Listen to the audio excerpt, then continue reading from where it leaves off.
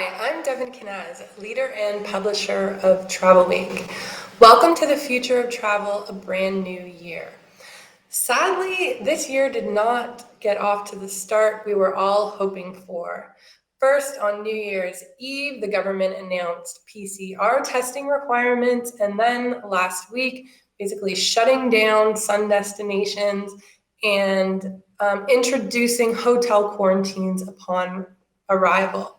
This essentially leaves the Canadian travel industry in the deep freeze. On the flip side, we are seeing vaccination rollouts across the globe. We're starting to see Canadian cases come down ever so slightly, and we know there is pent-up demand for travel when the borders do open up again. So despite 2021 being off to a bumpy start, it is still likely to be the year of the turnaround and the start of the rebound, maybe even as early as springtime.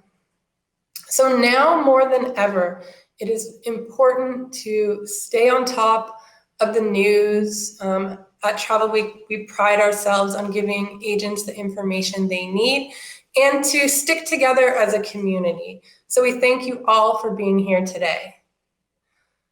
One of my favorite quotes is, "To travel is to evolve." And that's what we're doing. We're evolving to the circumstances, to the changes in government policy, to the product innovation happening all over the industry, and changing consumer preferences. As travelers, it's in our DNA to react and handle the unexpected. So that's exactly what we're going to have to do to get through this crisis together. To help us, I have an impressive lineup of guests. They're here today to tell us how they're surviving, how they're evolving, and how they're setting themselves up for success when we are able to fly again. We have guests from Air Canada, Norwegian Cruise Lines, Expedia, Globus, Avalon Waterways, and many, many more. I also want to remind you that we have lots of prizes today, including a $500 Visa gift card grand prize, Samsung TV, speakers, Amazon gift cards, lots of fun prizes. But you do have to be on the call to collect your prize. If you hear your name, make yourself known in the chat box below, and one of my team members will connect with you. And feel free to chat amongst yourselves throughout the programming and show your support for some of our keynote guests here today. I also want to let you know that this is going to be recorded, so that will be available afterwards. So let's get this event kicked off. I am now going to pass it to one of my colleagues to interview Air Canada. So if you're interested in what's happening with the Canadian Airlines, here we go. Hi, everyone. Thank you so much for joining us today. I'm Catherine Folliott, and I'm editor at Travelweek. I am joined by my first guest, who is Lucy Guillemette, and she, of course, is the Executive Vice President and Chief Commercial Officer at Air Canada. Thanks so much for joining us, Lucy. Bonjour, thanks for having me. So we'll jump right into it. I think that the industry, yourself and everybody watching, we're still reeling from the announcement last Friday by Prime Minister Justin Trudeau that all 4 of Canada's major carriers would be stopping their winter season flights. And of course, all the extra measures coming in for travel, which of course are on top of the old measures, which were already a lot to handle. And so the industry is dealing with a lot. And I know that this decision by the airlines was made in partnership with the government. It certainly wouldn't have been, I don't think, any airline's choice to do this. But was it sort of seen as this is the only option going forward? It just, the circumstances sort of, there was no other way to do it but to cancel.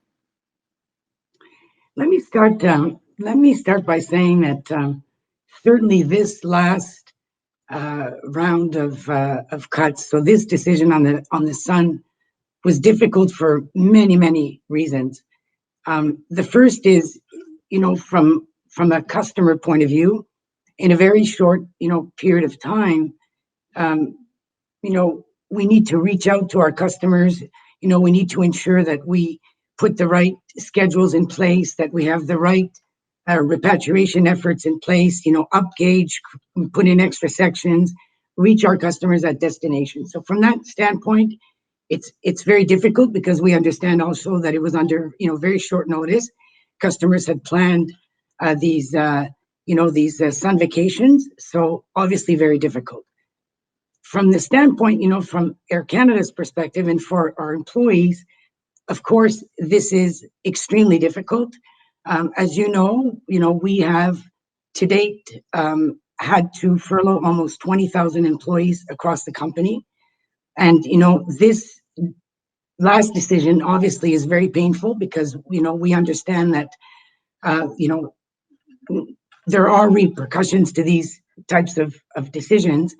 And particularly after coming off a period of 10 or 12 years of, successfully growing the airline and fulfilling this ambition that we have to be a global carrier. So, from our employee standpoint, extremely difficult.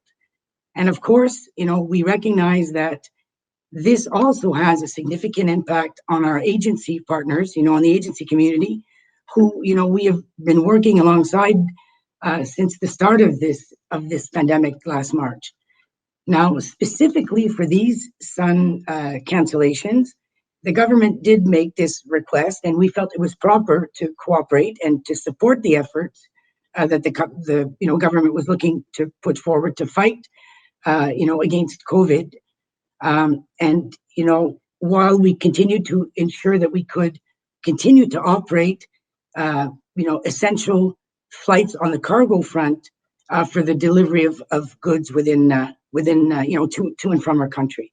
So when you put all of that combined, of course, it was very difficult, but we want to work collaboratively with the government, to get this COVID under control so we can all get back to conducting some business here, And certainly we at Air Canada have said from the offset, from the very beginning, that our approach was to always continue to adapt and to change our plans as the situation evolves. And this particular case for the sun routes, like I said, we agreed to do this because we understood the concerns the government had, and this is why we did it. But to say that this was not difficult would be an understatement, for sure.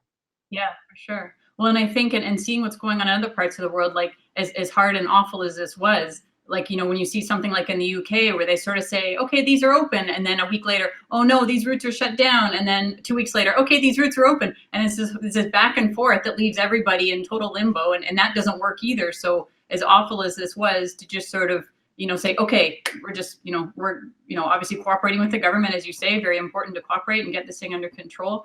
I wanted to ask, in terms of with the government, of course, back in November, Transport Minister Marc Garneau, who was then Transport Minister, had announced that there would be a financial assistance package, I think is what he called it. Most people, call it a bailout of the airlines, and everybody was quite, well, that's great, and things are rolling now. And of course, since then, there haven't been any real details at all. In terms of the suspension of the winter season flights, was this sort of seen as like a first step to working with the government in terms of, not that the airlines had to do this to get a bailout, but was that sort of, the start of the partnership to working towards a financial assistance package? Have you heard any timeline or any more details about the bailout? No. Well, first, you're absolutely right. So the governments around the world have been assisting their airlines since the start of the pandemic, and we do know. I mean, this data is available. We know that about $200 billion has been made available from different governments around the world to support their airlines.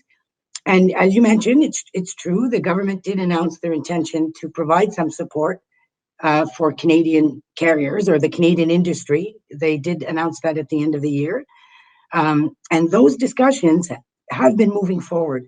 And they were moving forward before these sun destination cancellations were actually made. So really, you have to look at it this way. The last week's suspensions were very different in nature here. They were unrelated to the government package.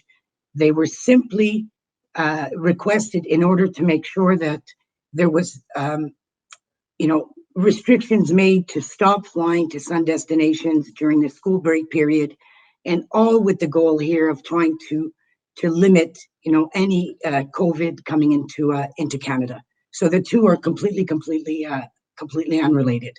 But we do hope that we will get to a point here where there is support for our industry in Canada. Agreed, for sure. Okay, thanks for clearing that up. So I think that was on a lot of people's minds, and thank you so much for speaking to that. I wondered in terms of all the refunds, and I know that, of course, Air Canada, when you see the news and the consumer, and it's sort of, well, they haven't been offering refunds. Well, Air Canada has refunded over $1 billion in refundable tickets since this whole thing started. So in the industry, we all know how much Air Canada has done in terms of refunds. With this latest wave of refunds, is there a dollar amount, like an estimate on how much will be refunded? Well, that would be difficult to answer in terms of quantifying it for the simple reason that we're a little bit unsure. I mean, first of all, we're in the few days after the announcement, and we're a little bit unsure here what customers will choose. Some may opt to use the voucher, knowing that they do have plans to defer their travel, so they'll be completely happy with the travel vouchers. Some will choose to exchange the value of their ticket for Aeroplan points, and some may just make changes to their existing reservation and book at a further date. So it's a little bit premature for us to be able to put an assessment in terms of what the actual dollar value would be. But on the question of refund, I do want to comment on that, because certainly from a customer service point of view, or even from a brand standpoint, this has been extremely difficult. And I think the industry understands why, particularly in the context of not having had any settlement with respect to government support. I think the industry understands why we took the measures that we did from the very beginning of the COVID crisis, and particularly why we worked very hard to come up with alternatives to offer, as best we could, flexibility to customers so they could not obviously lose any value, which is why we introduced the vouchers, and we said that they were, forever. There's no termination, date to the vouchers. And of course, in the back of our minds, we were also very cognizant of the fact, particularly early on, that we understood what would happen if we did invoke refunds. We understood what the implications were on the travel agency community. But for us, it was something that was required. We had to hold this position. But I also did want to say that we met all our obligations. In countries where we are obligated to refund, we did that. Of course, all refundable fares were refunded, and we will continue to do that. Until such point as we can consider a different option. And the reason I say that is because, it has been publicly hinted, and of course we don't have news yet on any government support, but there has been indications that perhaps this could be tied to refunds. So it's a little bit premature for us to comment on that, but we will see how the situation unfolds.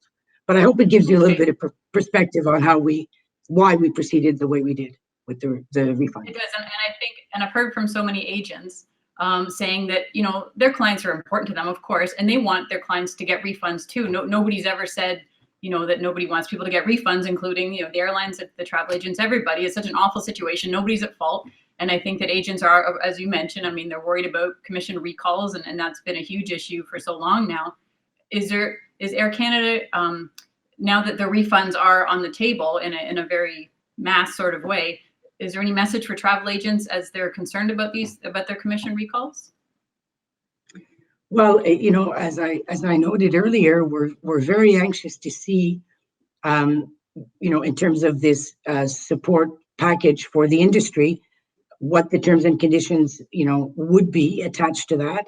But as I mentioned earlier, there is no doubt we fully understood the implications here, and as we did not proceed with refunds, with that in mind as well.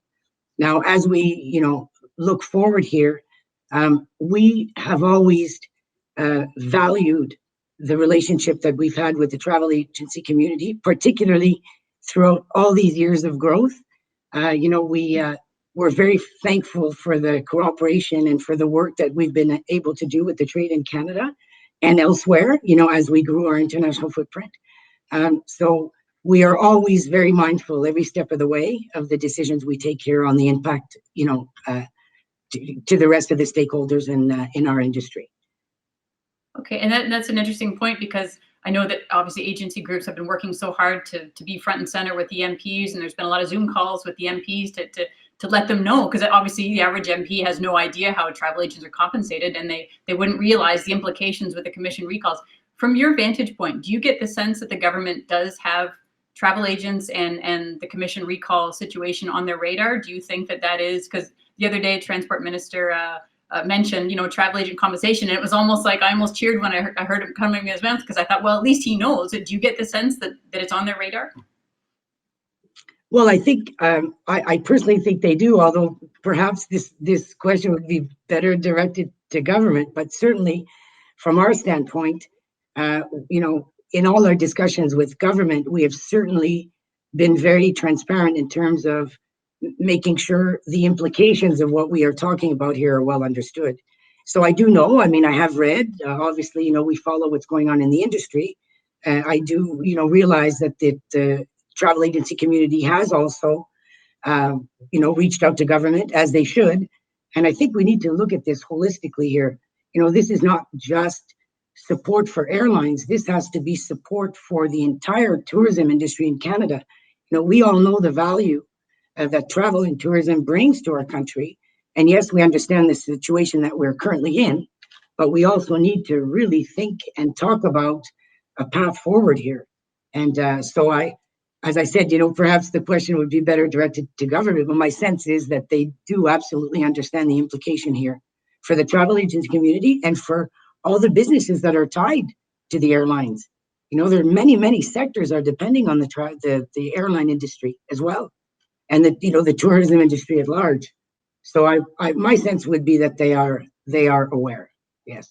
Okay. Well, and I think, as you say, the industry, all the consumer media focuses on the airlines, but as you say, the trickle-down effect, the airlines are probably the most high-profile part of the industry that most people can relate to. Everybody's flown on an airline, but the trickle-down is huge. Is it just, we've got about 1 minute left, and I just want to ask, of course, Air Canada has had an incredible decade plus of growth, and that's been in large part due to the excellent leadership of the president and CEO, Calin Rovinescu, who is retiring in a couple of weeks, February 15th.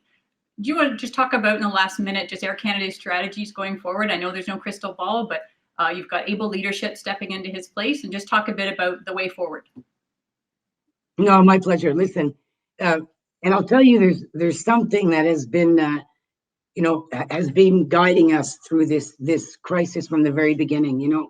We manage a very, very fine balance between what we say is optimism and also reality. So, every day we are optimistic that our industry will rebound. Air Canada will, come out of this. But at the same time, we need to be realistic, and we need to make decisions quickly, swiftly, to make sure that we preserve our cash, preserve our energy, and that we are well poised, for the future. But having said that, we have a very solid mitigation plan in place that, of course, was led by Calin.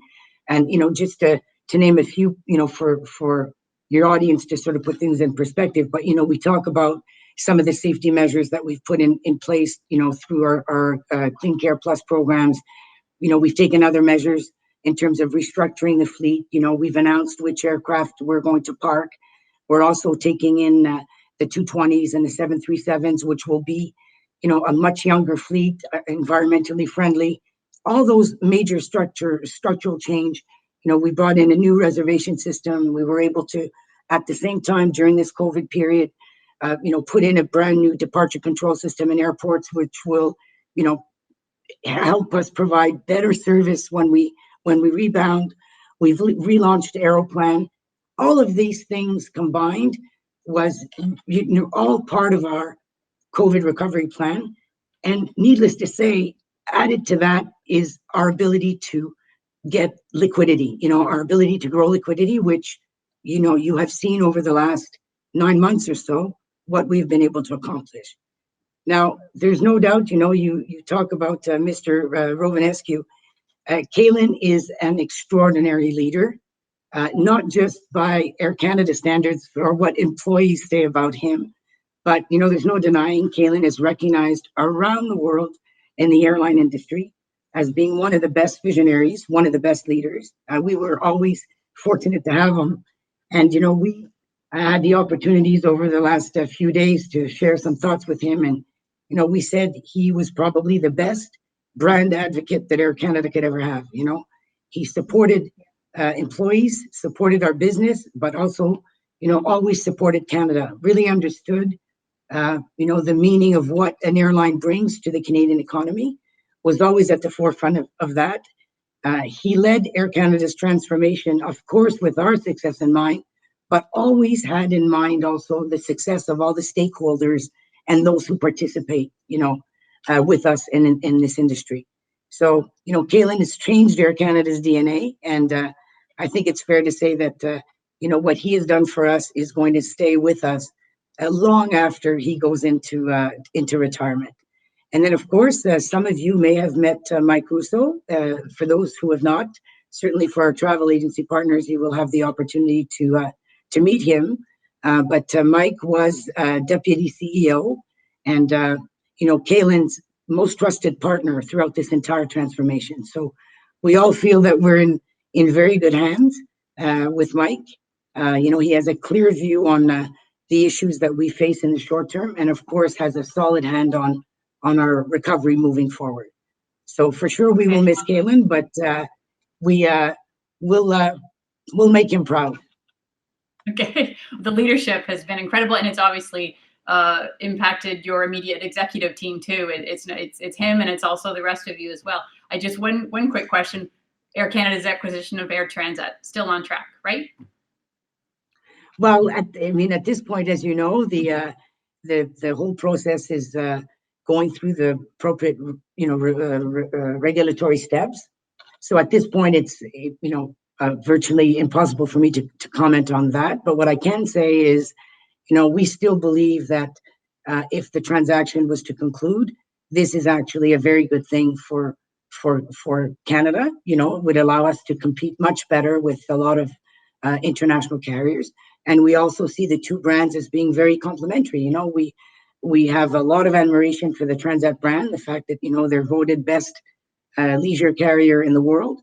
And we're proud of, having been awarded, best in North America and, recognized for our business products. So we feel that the two brands complement very well. But now we just have to wait for the regulatory process to take its course.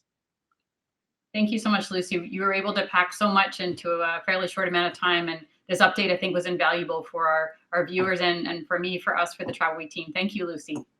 Well, it's my pleasure. And if I can just make one little statement as a closing remark, I'm sure most of you watched the inauguration in the U.S. for President Biden. And there was this young poet, and I think we all listened to her, but I found her to be incredibly inspirational. And I say to myself every day, I repeat her words: we will not march to what was, but we'll march to what will be. So there's no doubt our industry will rebound. It's just, it will take time. We need to be patient, but at the same time, we cannot lose our nerve. We can't lose our optimism. We will get through this. We will get through this. Thank you. The words of Amanda Gorman. Thank you so much, Lucy. I appreciate it. And now we'll head back to Devin. Thank you. Thank you very much. Thank you to Air Canada for being here today. I can't even imagine how difficult it is to be an airline these days with the ever-changing regulations they have to be on top of. So thank you to Air Canada and all the airlines. Up next, we have a very important guest. Raina Williams, Regional Manager of Expedia Canada, is here with us today. Hi, Raina. Hi, Devin. Thanks so much for having me. It's a pleasure to be here. Okay, why don't we jump in and tackle the most difficult question first, the big elephant in the room. What benefits does Expedia offer to travel agents? Aren't you and other OTAs considered the enemy? There was a time I thought that too. I saw two separate worlds prior to joining Expedia. And the more I came to learn, the more I realized the two are very much the same, both supporting the growth of travel and tourism. At Expedia Group Media Solutions, we define ourselves as the advertising arm of Expedia, And so our goal is to connect our travel partners with our qualified travel intenders. We conduct research studies to better understand the behaviors and sentiments of the digital travel shoppers. And like today, we want to share those with our partners and the travel industry because we believe rising tides raises all boats. We leverage our first-party data to help the travel partners build out their strategy plans. And we want to help them better tell their stories. We want to connect them to the right shopper at the right time with the right message. When you think about the level of detail that we see throughout the traveler's path to purchase, where they want to go, what other destinations interest them, when they want to go, how they plan to get there, and how many people are in their party. These are all details and data points that we collect and leverage to help our partners better plan and encourage more travel. And I am super excited to share that we're currently building out plans to connect our travel marketers directly to the industry on the front line through our travel agent affiliation platform, which many of you know is our TAP program. Yes, you certainly collected a lot of data, and that is why we knew it was important for you to be here today. Do you mind telling us a little bit more about what the TAP program is all about? Yeah, so TAP stands for Travel Agent Affiliation Program, and it's a commissionable booking platform for travel agents, and it gives them the opportunity to book exactly what their clients have found online and then receive commission in the process. You remember the tire kickers? We always used to wonder where they went. Well, when I joined Expedia Group almost 5 years ago, I looked at a study that was done, and specifically on Canadians, called the Path to Purchase Study. And I came to realize, and I think probably the biggest takeaway was that travel shoppers in Canada will visit 161 travel site visits before they actually make that booking destination decision. And so they're visiting us at all stages of their journey. They're coming to online travel sites to be inspired, to do research, and to convert. But in many, many cases, they go to their travel agent and say, I want to book exactly what I found online. Can you do that for me? And so what TAP does is it creates that transparency between the consumer and the travel agent. And in many cases, the rates are better on the TAP program. And so it gives them that competitive edge. Yes, it's very interesting how much research individuals do, and then they still go to a travel agent. Do you mind telling us, looking at the data that you've had through this COVID situation, are there any interesting trends that you guys have identified?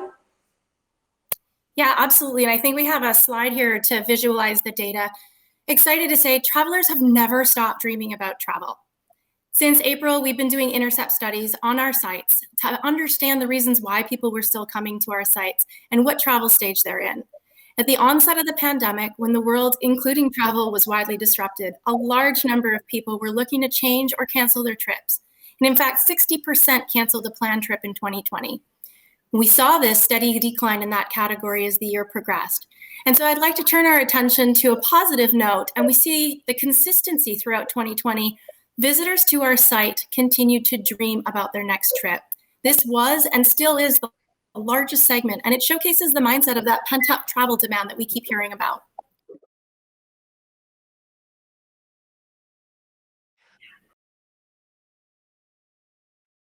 Okay, you have talked a lot about dreamers, but cold hard cash talks. Can you tell us about actual bookings? Yeah, so the bookings that we see happen, a global trend. We saw that search to booking travel window, 0 to 21 days was dominating the search to book behavior on a global basis. And then when we look more specifically at Canadians, we see that same trend happening from 0 to 21 days. But we also can see, if you look at the orange line representing 90 plus days out, we can see that rise in travel. Canadians are still dreaming and still dreaming about pushing those plans further out with an optimistic mindset. I also want to take this opportunity to share a specific example of Canadians engaged in international travel. We look at this here. We have a slide that shows the Canadian search and booking trends for Hawaii, with a high interest in search from travel dreamers in August, when Hawaii started to open up those conversations welcoming tourists again. The bookings peaked in September, and then just prior to the second wave of COVID cases rising again, in November, when Hawaii announced the official welcoming of Canadians, and both Air Canada and WestJet started service in December, we saw another spike in search and an even larger jump in bookings. We took these data points and leveraged them and worked with Vox International and created a campaign in December to help us develop a more integrated strategy and inspire Canadians to explore and book Hawaii more. We targeted Canadian travelers across all of our Expedia Group sites with inspiring imagery, warm messaging, and we just wanted them to experience the content and further explore the spirit of aloha. And I'm so excited to say that we saw such strong engagement in bookings, with nearly 50% of those bookings taking place outside of 90 and 180 days. And so you can see from that this graph here, we continue to see the growth in bookings in January identified by the blue line. What else can you tell us about traveler sentiment and what travelers are actually feeling about traveling in the future? Yeah, so we actually conducted a research study in October, surveying 11,000 travelers across 11 countries that represented all super regions in the world, including Canada. And the respondents represented a variety of generations and demographics for a broad and inclusive understanding of what was in the hearts and minds of the travelers during the pandemic.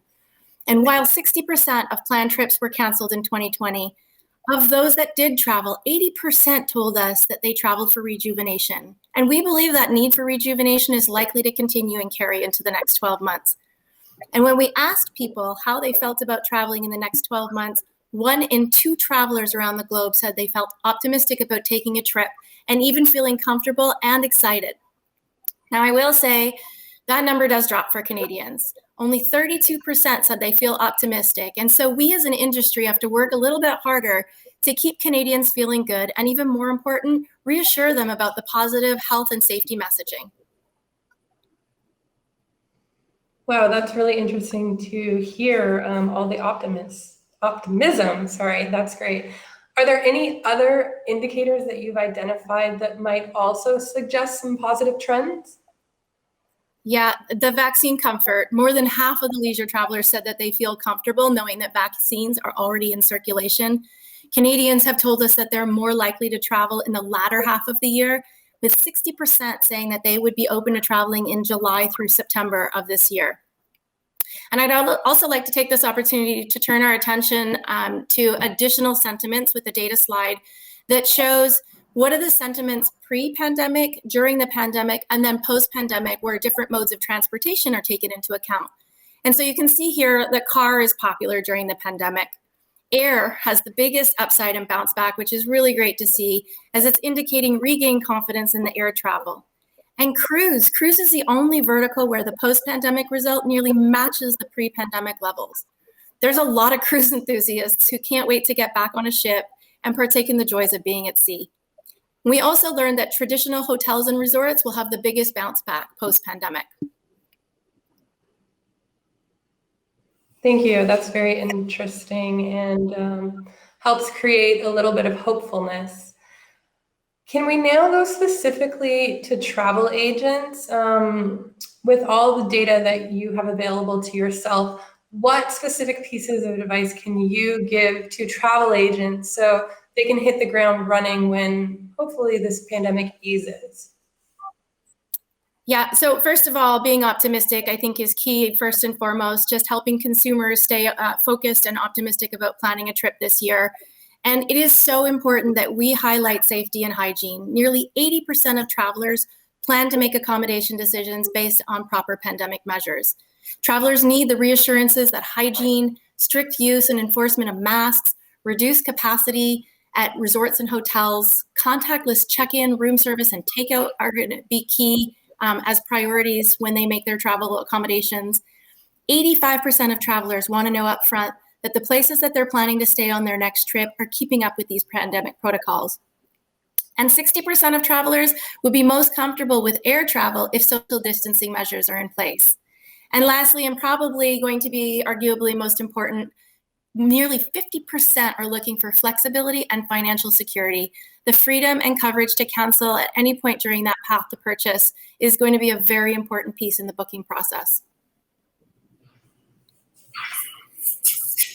Thank you, Raina. I totally agree. I think all this health and safety is here to stay. I want to thank you so much for being here with us today. Your insights have been very valuable. And from Travel Week, we want to say thank you. Thank you so much for having me. It's been a pleasure to be here and reconnect.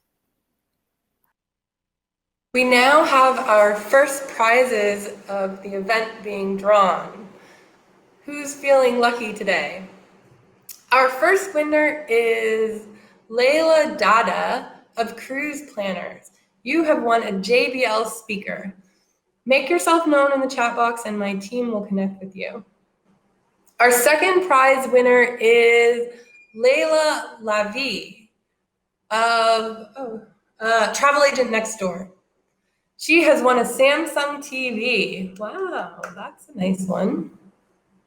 And finally, we have Christine Patterson of TPI. You are the proud owner of a Kindle e-reader. Thank you, everyone. We have more prizes coming up, including the grand prize at the end of a $500 Visa gift card. So please stay tuned. Next up, we have our Deputy Editor, Cindy Sosratomo, and she's here with NCL. I'm here now with Derek Lloyd, VP of Agency Sales at Norwegian Cruise Line. Derek, I'm sure you can agree that the cruise industry is among the hardest hit throughout this entire pandemic. We went months and months last year with virtually no cruises, as you know, but then the CDC lifted its no-sail order in October and announced its new framework for conditional sailing order, which cruise lines are now following as they work towards resuming operations. Can you tell us, were many of the CDC's requirements already things that NCL was already doing or planning to do? And do you think this new framework will be the key to keep cruises up and running? Yeah, so currently we're actually working through the entire return to service plan to meet the requirements of the CDC's, their conditional sailing order that they announced last fall. So keeping in mind, of course, that it's not just the CDC that we need to work with. There's other global and domestic authorities, whether it be ports that we sail from or ports that we sail to, which include the CDC, to basically chart our path forward. It's one of those things in 2020, I've learned not to make predictions because things have been changing every single day. So given the fluid and evolving nature of the circumstances, we're making decisions as quickly as we possibly can and as thoughtfully as we can. So we're continuing, to keep our guests and as well as our travel partners' best interest in mind. We're working with the CDC. We're talking to the CDC on a weekly basis as we're working through the conditional sailing order to make sure that, at the end of the day, we've got the same goal, and that's a return to safe cruising. It's good to know. I know NCL is working hard to fulfill those requirements, and that you guys won't resume operations until you're absolutely ready to do so, which is so important. But unfortunately, this means continually having to push back your resumption date. So what advice do you have for travel agents on how to approach the 2021 season? Yeah, that's a great question because I get asked this all the time. The way that I'm looking at it is, as it currently stands, we are suspended through to the end of April. As we know, it takes some time to stand up ships, and we've got 17 ships in our fleet, and so we're working on our overall return to sail plan. My recommendation for our travel partners in Canada is to focus on the further out stuff for now, because it's one of those things. Well, normally you've got greater confidence of things the closer you are. Right now, we've got greater confidence the further out. So I am fully confident about 2022 and 2023. I know that we're going to be operating cruises throughout all of the itineraries that we go to. In 2021, we're still working with our overall plans and our strategies. So if our travel partners focus now on building the business for 2022, when we get the full return to service plan in place, then at that point we can suggest that they switch gears and then maybe look at what we can do for 2021. I personally think that that's the best strategy right now. What can you tell us what exactly is selling for 2022 right now? Yeah, what we're seeing is, and it's really kind of interesting. I think so. So I'm in Toronto. I have not left my house in 10 months. I think like everybody, I'm dreaming about the day when I can leave, when I can get out, when I can get on a plane and I can go somewhere. And I don't think the average consumer is any different. And so what we're seeing is actually a huge interest in a lot of the bucket list destinations, the bigger trips. So the destinations that are actually doing well are like our Antarctica cruises, our Northern European cruises, which touch on Iceland and Greenland, some of our longer Mediterranean, Dubai to Cape Town. It's a lot of the bucket list trips. We're seeing a lot of bookings and a lot of interest on. That's so amazing to hear. I'm sure, all agents are dying to sell cruises right now. But Yeah. health and safety is still top of mind, and I know NCL's parent company, NCLH, made headlines a few months ago when they collaborated with Royal Caribbean to launch the Healthy Sail Panel. Can you tell us a little bit about the panel, and can you confirm whether or not it's still active, given that the CDC's framework is now considered to be the industry's official set of guidelines? Yeah, I was really proud to see that NCLH partnered with the Royal Caribbean International Group to come up with the Healthy Sail Panel last summer, and I think that it's a really great sign that we are, while we are competitors, we are very much within the same industry and have similar goals in terms of making sure that we have a safe return to cruising. So we're very much proud of the work that we've accomplished with the Healthy Sail Panel. In trying to chart a resumption of cruise operations. Currently, the panel is absolutely active, and we're very much taking a science-backed, multi-layered approach to health and safety, which has been developed with the panel along with the global and domestic authorities that I was mentioning before. I'm sure the panel, like everyone else, is jumping for joy about news of the vaccines. As countries roll out their vaccination programs, the entire industry is watching and waiting. But we've all been waiting months for a vaccine now, but now that it's here, there are all these questions about whether or not proof of vaccination and whether we'll need it to travel in the future. It will be a reality. So where does NCL stand on proof of vaccination, and do you think we'll eventually see cruise lines require vaccinations in order to sail? So right now we're exploring all options regarding vaccinations for both guests and crew, and it's absolutely our intention that all crew members would be vaccinated before boarding our vessels to begin duties, subject, of course, to availability. We're continuing to partner with authorities and the Healthy Sail Panel to look at all of the options necessary to protect our guests, our crew, and of course the communities that we visit too. It's definitely a very fluid situation. I'm sure it's a hard question to answer. Fluid is the word of 2020, 2021. Yeah. Absolutely. Vaccinations are making news right now, but also testing. Everyone's talking about testing with new pre-arrival testing requirements announced from both Canada and the US. Can you tell us if these requirements remain in effect indefinitely, this would mean Canadians will essentially need to be tested on board during their cruise. So how will that work? Has NCL started thinking about the logistics involved with that? Yeah, well, certainly as a Canadian, I'm hoping that it is not indefinite. But of course, we need to be aware of these things. And so, some of the elements of the conditional return to sail order does involve testing as part of the protocols. So that may actually fulfill the requirement. But again, we're looking at all of the options. We're looking at all the possibilities. It's a tough thing because, of course, what's true today may not be true in 2 months, 6 months, 12 months. So we're just making sure that we're ready to adapt and again, just get back out to the water, sailing, and with keeping our guests and our crew safety in mind. Hopefully vaccinations and testing will be just a temporary thing for cruisers. But, I know you don't have a crystal ball looking into the future, but how do you think the pandemic will permanently change the way we cruise, besides the obvious health and safety measures? I mean, like, will buffets ever come back? You know, that sort of thing.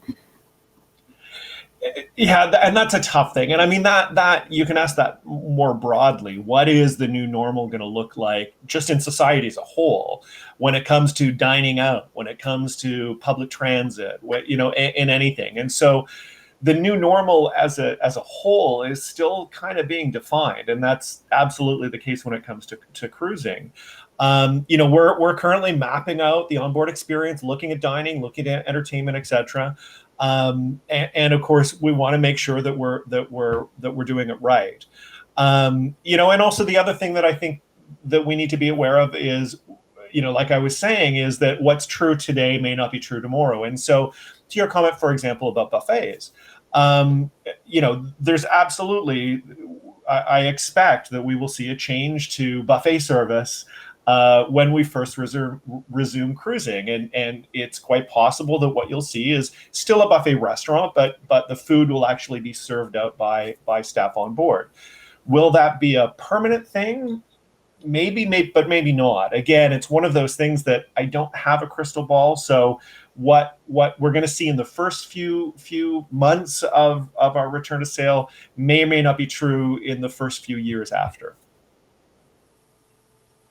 I know that, you know, I'm sure there'll be a lot of new trends coming our way because of this pandemic. Can you talk a little bit about destinations?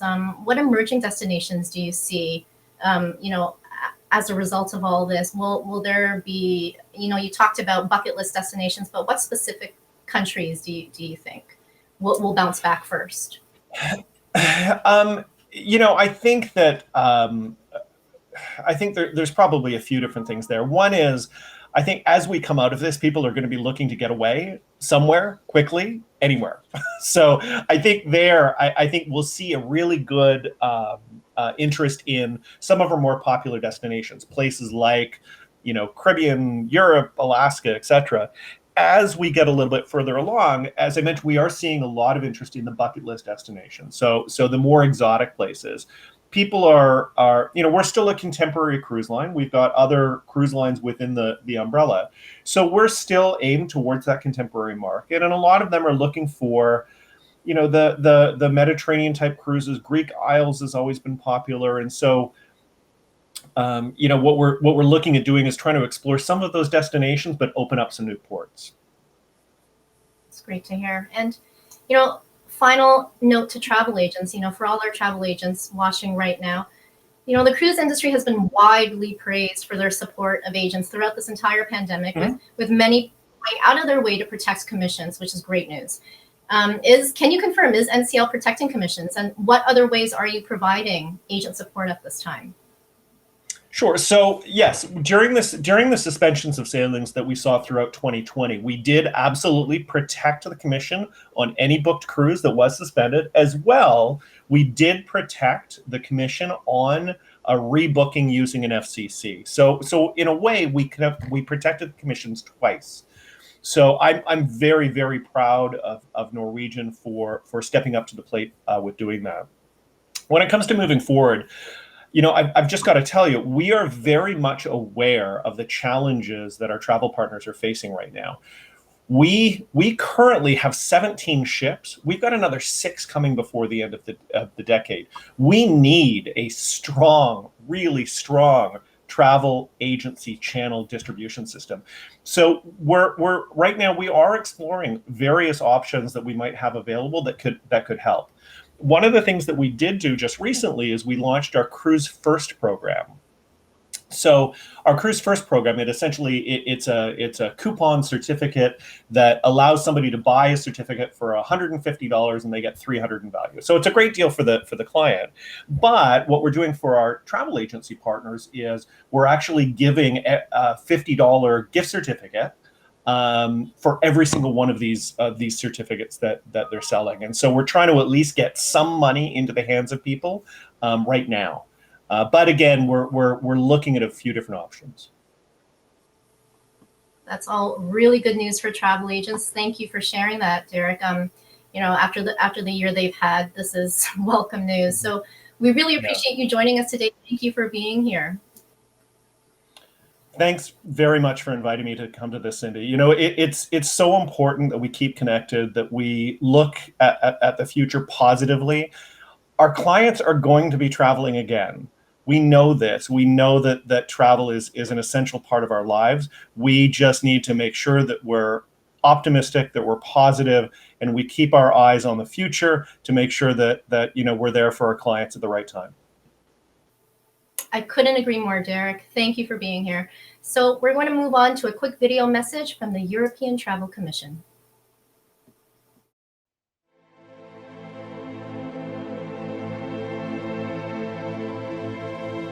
We've all had to make sacrifices in recent months. We've shuttered the doors of our businesses. We've stayed at home. We've put our travel plans on hold. Now is the time to lay the framework for a safe, secure, and sustainable future for travel to this continent. This is exactly what Europe is doing. From the start, European countries and the travel industry have implemented the highest safety and hygiene measures that will keep visitors and locals safe. From mandatory mask wearing to socially distanced travel activities, Europe is adapting with speed and efficiency. As soon as travel is possible, Europe will be ready to welcome visitors back to its shores, to experience our world-class hospitality and our high-quality infrastructure. Discover the boundless possibilities of our cultural hubs, natural beauty, and rich history. When the time comes, Europe will be ready to offer a safe and unforgettable experience.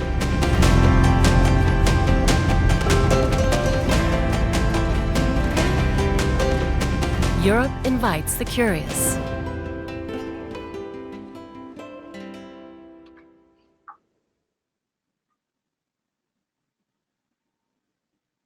Hi, that video is a great segue into our next interview. We are joined by Pascal Prince, who is the chair of the Canada chapter for the European Travel Commission, also of course known as the ETC. And he is also, of course, the director for Canada for Switzerland Tourism. Hi, Pascal. Hello, Catherine. Great to be here. Thank you very much to Travelweek for organizing this.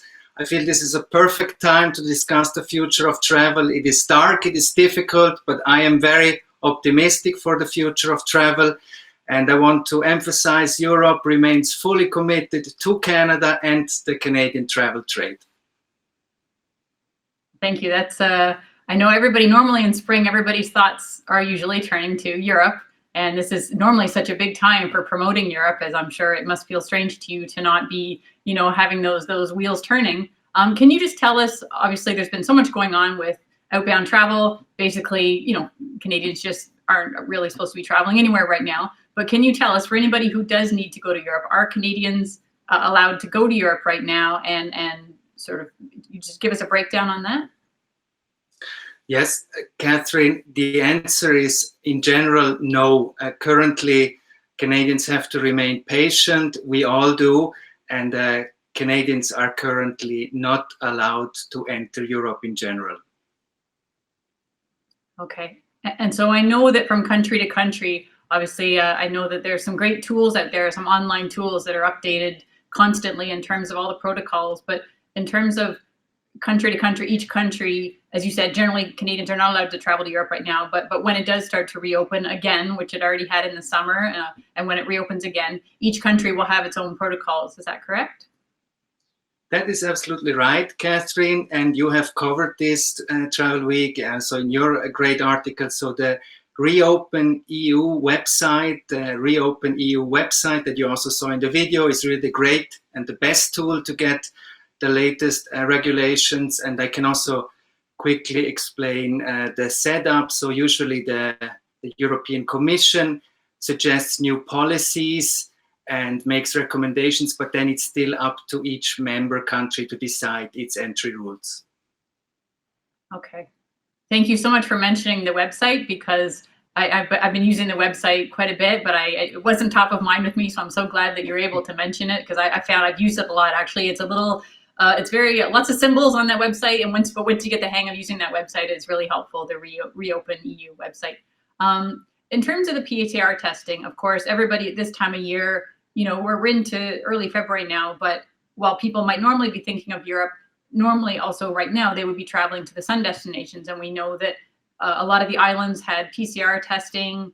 Suddenly there were clinics available and everything to try and make sure that with the PCR testing that came into effect on January 7th, that people knew where to go to get PCR tests. Assuming, of course, that the PCR test rule continues, which I'm sure it will. I know that Canadians can't travel to Europe right now, but generally, how easy is it to get PCR testing in Europe for Canadians who will need that before they board their flight to come back to Canada? How easy is it to get that? Yes, so the infrastructure in Europe is very good. So it is easy to get such PCR tests in Europe. Many airports have set up such facilities. So the answer is yes, they are widely available. And also in Europe, this is becoming more and more required, such PCR tests, Catherine. Okay, good. Okay, good. I know that Europe did such a good job of reopening in the summer, and I know that it was very exciting when Canadians were allowed to go back. So at least that's already paved the way for Canadians going back whenever we get to go back yet again. I want to turn a bit to the UK, because the UK obviously is a huge market from Canada, and it's also, of course, a big hub for anybody coming into Europe. Of course, there's tons of direct flights right into the various, lots of the top cities in Europe, but UK is a major hub, and the UK is one of the countries that's dealing with, it's unfortunate when countries get slapped with as, oh, it's the UK strain of COVID or it's a South Africa strain, but such as it is, there is sort of that sense out there that there is that UK, started in the UK, and so flights have been banned there. Do you want to talk a bit about once travel reopens to Europe, if the UK is still struggling with flight bans, is that going to really complicate things for Canadians getting to Europe because the UK is such a hub? Or are you fairly confident that if other destinations are okay, that the direct flights will be back in place? No, we have not seen a negative impact of London as a hub for us. And there are numerous major airport hubs in Europe, such as Frankfurt, Zurich, or Paris. And I am very confident that as soon as it's possible to travel again, airlines will also be able to resume many routes to Europe. And I would also like here to really express my deepest respect to the airlines. This is a very tough time for you, and we are fully aware of that. It is a very difficult time, and to be nimble when you're a major airline, I mean, to me, they've done incredible things. The whole industry has, but I agree that the airlines have really, really stepped up and done everything they could. So thank you for mentioning that's an important part. When you're looking ahead to, we're hoping maybe late spring, summer 2021, certainly the fall looks good. I mean, fall, in addition to spring and summer, fall, of course, is another huge time for Canadian travel to Europe. What segments of the market do you think will recover the quickest once we get Europe reopened again for Canadians? Yes, so I am very hopeful for the summer and the fall, Catherine. Absolutely, I am optimistic for the future of travel and also for Europe, absolutely. When we look at the latest data, we see a few things. So 3 major points. Safety and hygiene is a major requirement. Then we see Europe will be and is in high demand. And we see also something that we really like. Canadians want to travel. People renovated maybe their house last year, bought a new bike or a new car, but travel is a priority. So these are is a good environment for Europe. And when we look a bit at the segments, we see that the young adventure traveler, under 30, early adapter, they want to see adventure, nature, they want wow effects. Then we see, of course, the boomers. We all like the boomers a lot. They have time to travel. They have money to travel. For them, safety and hygiene standards are a top priority, and warmer weather. And then the affluent traveler, number 3, with an annual income of over 200,000 Canadian dollars. They want history, they want culinary and once-in-a-lifetime opportunities and experiences. And at the end of the day, I can reassure you, Europe has great experiences for all these travelers, and we really look forward to welcoming our Canadian friends back very soon. Amazing history, beautiful, charming cities, great gastronomy, beaches, scenic mountains. So we really very much look forward to the time when it's possible to travel to Europe again. It's interesting when you mention the boomers that, of course, I mean, every age range, as you just listed off the different segments, demographics, of course, everybody loves Europe. But it's interesting, I know that there's been, I've seen some reports out there that are saying, some people selling travel might think that like, oh, gee, the older travelers may not want to come back to travel too quickly because, you know, health concerns. But at least in Canada, and I think a lot of countries with the vaccine rollout happening, it's usually the older segment of the population that's getting the vaccine first. And it's sometimes also a segment of the population that's going to say like, oh yeah, I'm just going to start traveling and I want to, you know, I've got these retirement years, I want to embrace travel. So it's interesting. Is that one of the segments, like the older Canadians, that's certainly part of your bread and butter, and that is one that you do see having strong growth potential?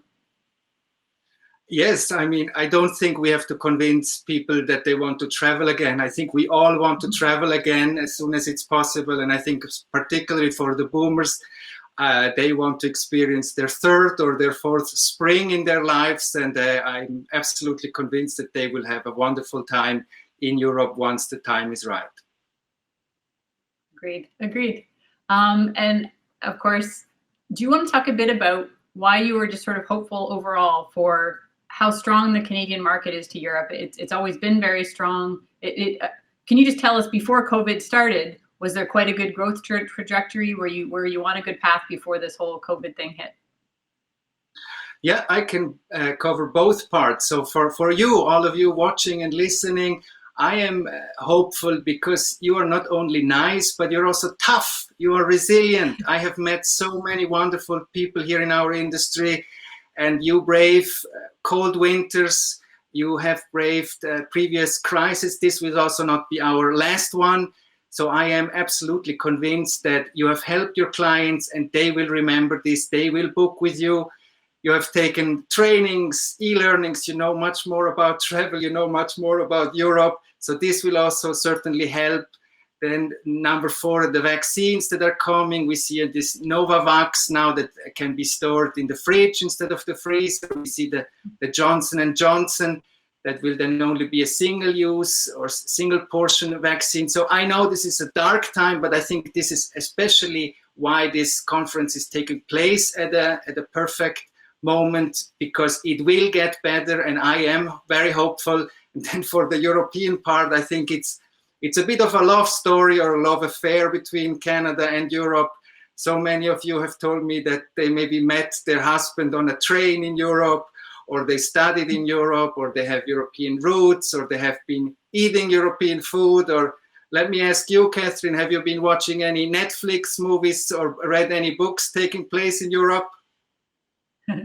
Well, you know what? It's all the downtime that I thought, you know, when this whole thing started, and I think everybody thought like, well, gee, you know, all this time at home, the news volume, of course, the volume of news coming in about travel, unfortunately, most of the news is difficult to write about, but the high volume of news has kept me so busy that I have not had as much time as I would have liked. But we do at my house, we have a map of places we've been and places we want to go. My husband and daughter, and I've been to Switzerland several times. It is actually my very favorite destination, and I've always wanted to take my daughter and have her do the train through Switzerland. So someday, so yes, that aspirational feelings are there for, I know, the industry and for everybody else.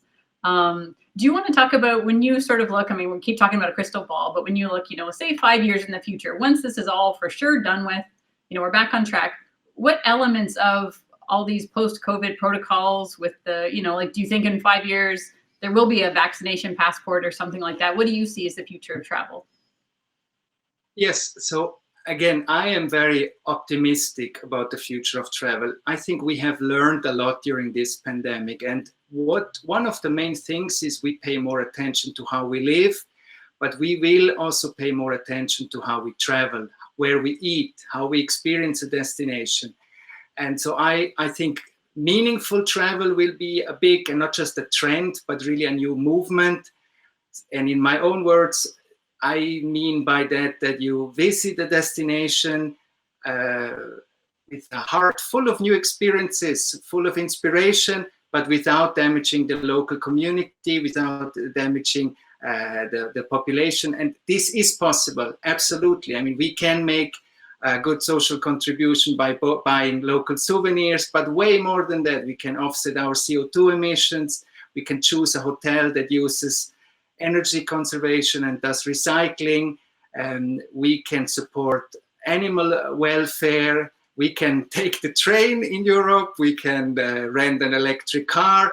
And for the vaccine passes, yes, this will become a vital tool and will help facilitate travel, but I don't see it. It will be a complementary tool, so it will not be a mandatory tool, especially also this year now, because we would want people also to be able to travel, those maybe a younger generation that have to wait longer until they get vaccinated.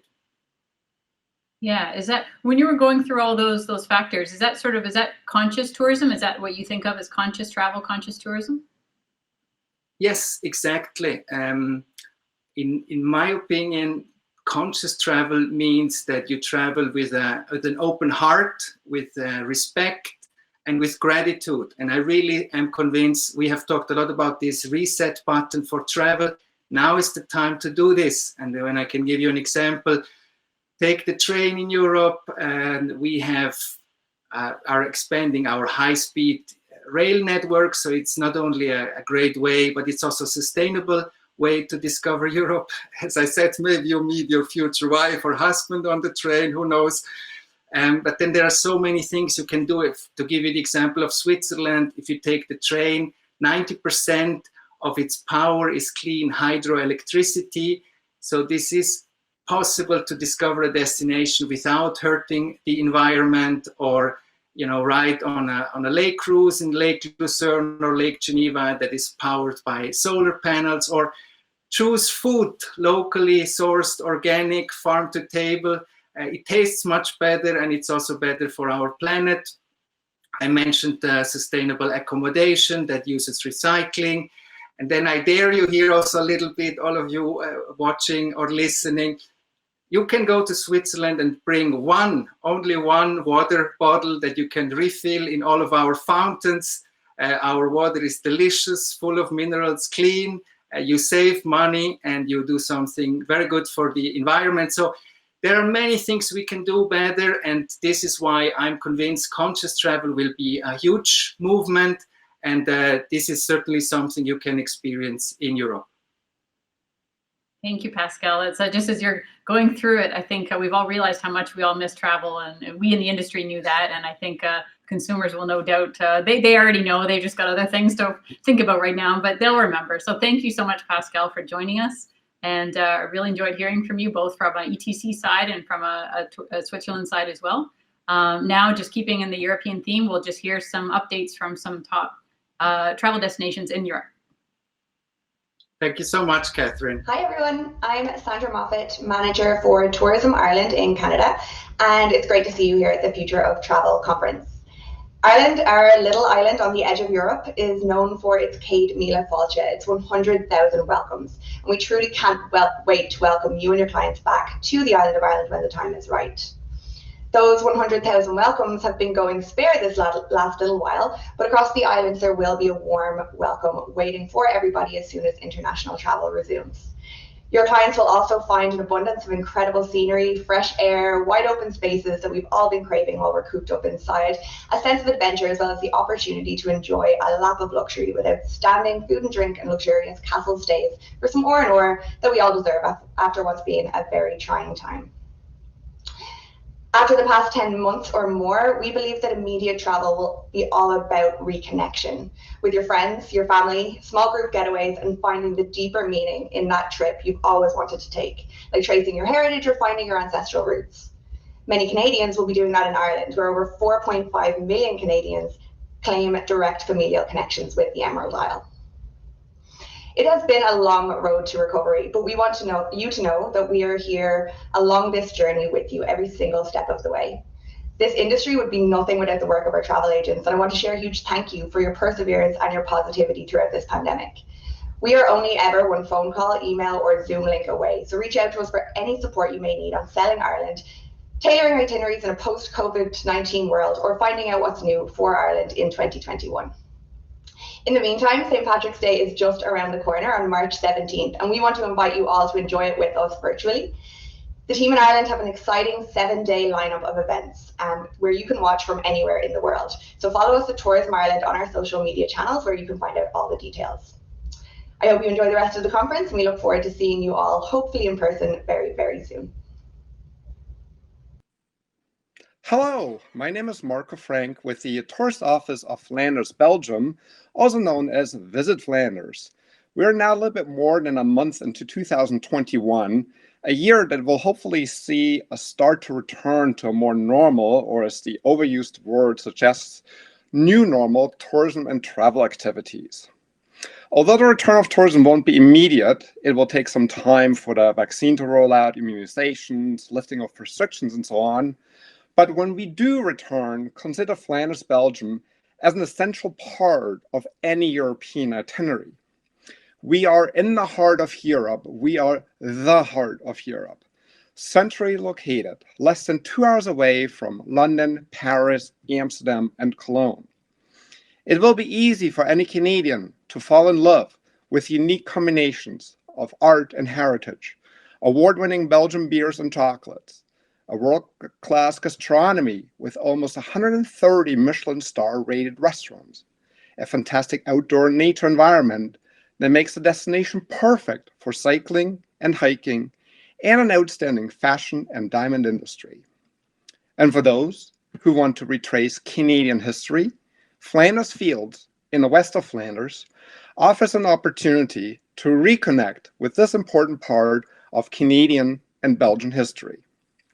I think we will see an initial return of travelers that are deeply passionate about the destination and relate to what Flanders has to offer versus the so-called general tourism. The tourist office is here to support you in every possible way with trainings, literature, resources.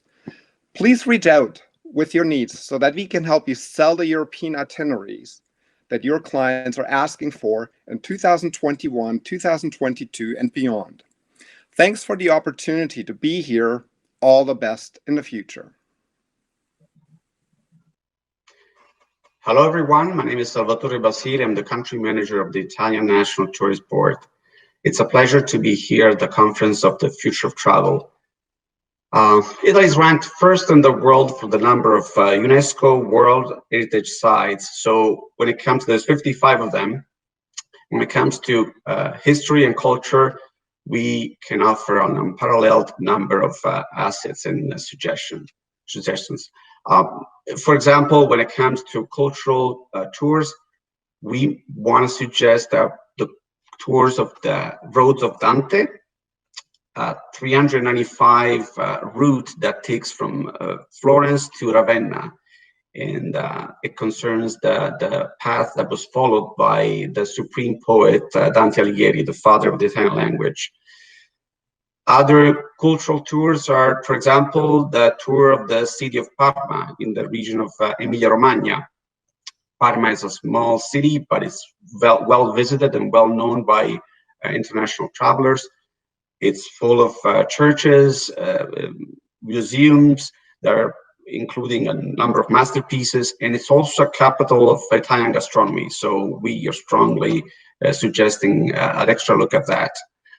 Other suggestions for Italy in 2021 concern maybe the current trends and the current concerns. So I'm trying to suggest that wellness tours could be a good idea. And when I think of wellness, I think of spas in the regions of Veneto, for example, in the area of Avalon Terme, or maybe wellness tours in the region of Tuscany. And in particular, I'm thinking about Saturnia spas with the sulfuric springs that are well known around the world, or maybe even the tours in the island of Ischia, where there's other natural springs that are very well known. Other ideas for the current times, for example, biking tours in some of the northern Italian cities like Padova, Ferrara, Ravenna. In those cities, there's bike sharing systems in place. They're perfectly working, and they're actually more and more popular. So there's a number of things that I could go on and on. And I prefer to say that we'll always be here for the Canadian industry. We'll be able to support, to suggest. In March, in particular, we are offering a workshop. We'll soon send out invitations. We'll be there also for educational resources, and we'll be happy to answer any questions you might have. Thank you very much for your attention.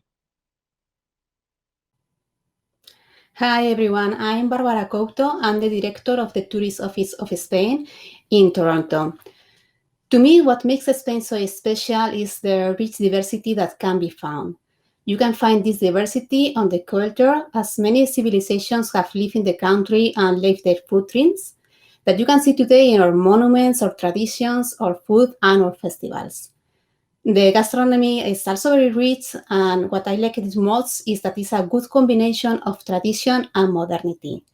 Of course, paella is very well known, but also you can find traditional dishes on every region, and you can enjoy the modernity as well in a Michelin-starred restaurant or in a tapas tour. Moreover, the landscape on Spain are also very diverse, from the Mediterranean to the green Spain in the north. And finally, of course, Spain is special for its way of life and the friendly and welcoming character of its people. When tourists will probably see that people will want to be outdoors and in less crowded spaces. And we have plenty of options for that. Of course, the natural parks and beaches, but also there are options to enjoy the culture and all the country. Spain has in total 48 World UNESCO Heritage Sites. And one excellent option is visit one of the 15 heritage cities, or all of them. We know that this has been a hard time for everybody and of course for travel agents. So we want to tell you that you can count on the team of the Tourist Office of Spain if you need any information or help. Contact us, visit our website, spain.info, and we have also created a special microsite for these times, which is called Spain Travel Safe. People can't wait to travel again, and we want to help them to be safe when doing it. So thank you, agents. Hello, everyone, and welcome. My name is Julia Divelski. I am the Sales and Marketing Director for the German National Tourist Office here in Canada. We are very happy to be here today. Destination Germany has this unique mixture of interesting and rich in history places, colorful architecture, more than 20,000 castles and palaces, monuments, cathedrals, fascinating landscapes from the forests to the lakes to the mountains, and exciting metropolises and the most charming villages and small towns. To top it all off, we have an amazing food culture and amazing beers and wines. As many other destinations, we are expecting visiting family and relatives to be back first, as well as FIT, and we are also noticing a shift from multi-country destination trips to single destination trips, and Germany is a great destination for that because it has so much to offer on its own. What I would also like to point out is the sustainability aspect of travel, because the GNTB it has been a topic for the GNTB for over a decade. Germany is full of green transportation options, AI supported applications, offers for the differently abled, and many high quality sustainable tourism products. I would also like to point out a few resources that can help navigate through these unprecedented times. For one is our the blog of our CEO Petra Hedorfer, from the desk of Petra Hedorfer, who's regularly informing about the situation. We also have a microsite which features a link to the Ministry of Health, which where you find restrictions and regulations for traveling to Germany. I would like to use the last few seconds to sincerely thank you for holding up the travel fort in these unprecedented times. Stay well and take care. Thank you from Destination Germany. Thank you to all our Europe friends for those updates. Europe, as we all know, is a huge market, something our next guest can attest to. From Globus Escorted Tours, please welcome Carla Brake, Director of Business Development. Carla, let's start with where Globus is at in terms of operations. I know, like all other tour operators, you had to suspend tours in 2020, but what's the status now as we start 2021, and what kind of year are you anticipating? Well, for 2021, right now, currently our operations are suspended until the end of April. You know, with this situation still so fluid, you know, we're monitoring on a daily basis, and as everyone knows, you know, things are changing daily. So, you know, we'll continue to look at that to kind of see what will happen, you know, kind of going forward.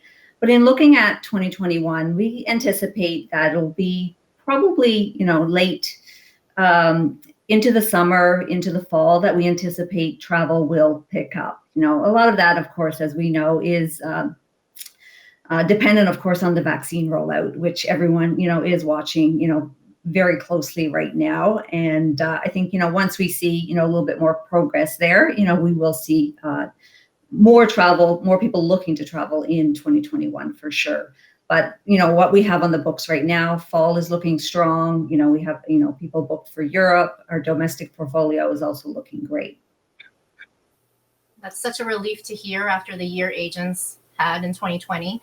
Now let's jump ahead to 2022. What kind of demand are you seeing? And are there any new trends that you foresee as a result of the pandemic that agents should keep in mind? You know, I think after, you know, everything, you know, these 10 months have been difficult, there's definitely pent-up demand for 2022. And we're definitely seeing that, you know, in the bookings that we have and the new ones that are coming in. So, you know, the guests that travel with us are planners. And they're taking this pause, this time out to, you know, kind of really look at their travel plans and, you know, starting to get things on the books. And they're comfortable with, you know, booking something for 2022.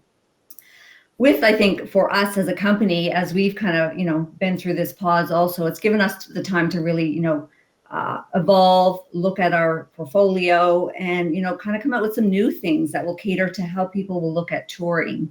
And a few of the things that we have there, of course, there's going to be the demand for small groups. And we've just unveiled our small group discoveries for Globus and Cosmos. So that's a choice now that a guest will have when they're booking a tour with us. Other things I think that we've noticed as that people are, you know, kind of discussing future travel plans is maybe looking at getting off the beaten path. And what do we mean by that? Like really kind of maybe getting outside some of the major cities, which, you know, normally in the past have been quite busy. So people maybe will look at, you know, how can they travel outside of that? And again, we have some options with our undiscovered trips. They take our guests, you know, kind of off the beaten path, ability to visit, you know, more small towns and villages. So it's really unique that they have those opportunities within Europe and also within North America. One key thing I think to really take a look at here is that, you know, a Globus tour naturally creates a travel bubble. And then we know that's another big piece of conversation that people are having, you know, when they're looking at travel opportunities. And within a travel bubble, when you're on a Globus tour, you naturally have, you know, a travel expert with you and a very knowledgeable guide. And then I think the last piece, you know, I really want to mention is something that we're really seeing in trends is group sales. Group sales for the future are looking absolutely fantastic. You know, so I think it could be, you know, families traveling together, you know, everyone's missed out seeing each other, groups of friends that are traveling together, and even our advisor partners, you know, they're anxious to travel too. So, you know, they're organizing groups and inviting their clients to join them on travel trips. So it's really great to see kind of what's coming forward for 2022. It's great to hear, especially about groups. You mentioned earlier that, you know, Globus really took this downtime to adapt and evolve. And, you know, I spoke to Stephanie Bishop last fall, I believe, right after Globus's first tour since the pandemic started in March. And, you know, that tour went off without a hitch. You guys went to Banff and Lake Louise, and it was a huge success. Can you tell us what the company learned from that first tour and what lessons did you learn from that that will apply to tours in Europe? Because as you know, Europe cases are much more severe in Canada. Will those same lessons learned apply to Europe tours? Yeah, that was a very exciting time for us. Actually, that trip to Banff was the first tour we operated as a company. So it was very exciting that we were able to host it in Canada. And I think one of the biggest things that we learned from that trip is that Canadians are ready to travel, you know, of course, in a safe environment when the time is right for them. But with the group that we had, you know, they looked at it as an opportunity to get out and explore their own country. So they jumped on it quite quickly, and it, as you said, ran very, very successfully. And the one thing about it, it gave us the opportunity to really kind of take a look at all the components of our trip. So we were very rigorous about every piece, every touch point, what needed to happen. And it's something that we've always been very detailed about. But of course, you know, in our current environment, you have to look at a few extra health and safety protocols. So we made sure that we could operate a trip safely, social distancing in place, masks required when social distancing was impossible, hand sanitizing stations, you know, throughout the coach, luggage disinfected. So all of each of those components, each of those pieces happened. And we saw that the nice thing about it is that with all those components in place, we saw that we could still happily operate a trip. The guests could still enjoy it and enjoy the destination, you know, that they were visiting. Now, of course, as we, you know, what we learned, as I said, is the trip can operate successfully, and we'll roll these out into our new trips. But again, they're constantly enhancing daily, you know, as we look at some of the different things that need to happen in the destinations that we're traveling to. Luckily for this trip, it was in Canada. We were looking at kind of what we're doing here now at home. But as we operate our trips in Europe, we also have to look at the protocols of the destination that we're traveling to. So that's, again, another big piece that, you know, with us taking care of the logistics, we can look at the countries and their regulations and what's required there, and making sure, of course, all of that is in place for a safe trip for our guests. Very reassuring to hear that. Let's move on to vaccines. You know, everyone's talking about vaccines. It's the topic of the day, with countries rolling out their vaccination programs now. But you know what? There's a lot of speculation going around that travelers will need to show proof of vaccination before boarding a plane, before going on their vacations. Do you think the same will be required from tour operators?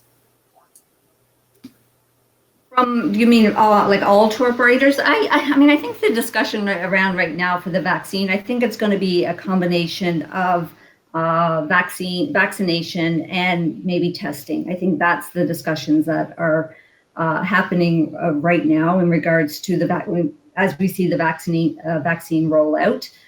So I think we will see a mix, and that's something we are kind of really looking at right now as to kind of what will be the next steps for us as we look at, you know, what country the requirements will be for each of the countries that we travel to, keeping in mind we go to over 60 different countries. So we're just in the process of kind of finalizing that for the escorted tour world and in regards to what Globus will require. Okay. You know, just as important as vaccines has been insurance, which has been a key word throughout this pandemic. You know, we've seen airlines, hotels, and even destinations themselves offer COVID coverage in recent months. Do you think escorted tour operators like Globus will follow suit and include COVID coverage in their packages? Well, once again, you know, with, you know, insurance, we're actively, you know, kind of monitoring what the insurance offerings are out there in regards to COVID, because of course the health and safety of our guests is a priority and something, you know, we keep top of mind here. So, you know, we're actively monitoring kind of what our insurance offering will have in place in regards to, you know, COVID coverage. But, you know, what we have right now, of course, is providing peace of mind for our guests. And, you know, it's kind of, you know, some type of insurance in that it's complementary with every booking. We have our peace of mind travel policy. So that, you know, if someone makes a booking with us, they have the option that if they're not comfortable with traveling at the time that they're booked, they can move that booking to any brand to a future departure date to give them that peace of mind, as long as it's done before final payment. So it kind of gives them, again, that security, that confidence to book now. And then we'll kind of continue to look into the insurance options when we do get back to operating. Okay, that's great. So we talked about vaccinations, we talked about insurance. Let's move on to testing. You know, Canada's new pre-arrival testing rule made shockwaves across the industry last month. You know, we're all still reeling from it. If the new rule is still in place when Globus resumes operations, how will you provide on-the-ground support for your clients who will need a PCR test before returning home to Canada?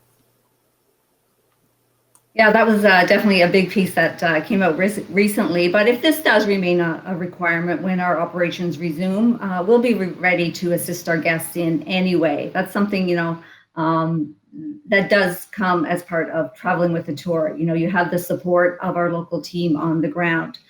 So with this new regulation, you know, that's been announced, we're, you know, actively, you know, investigating what if this was to be in place when we were operating. I'm rest assured that, you know, we will have everything in place to assist the guests with, you know, getting the testing as required to come home, of course, to Canada.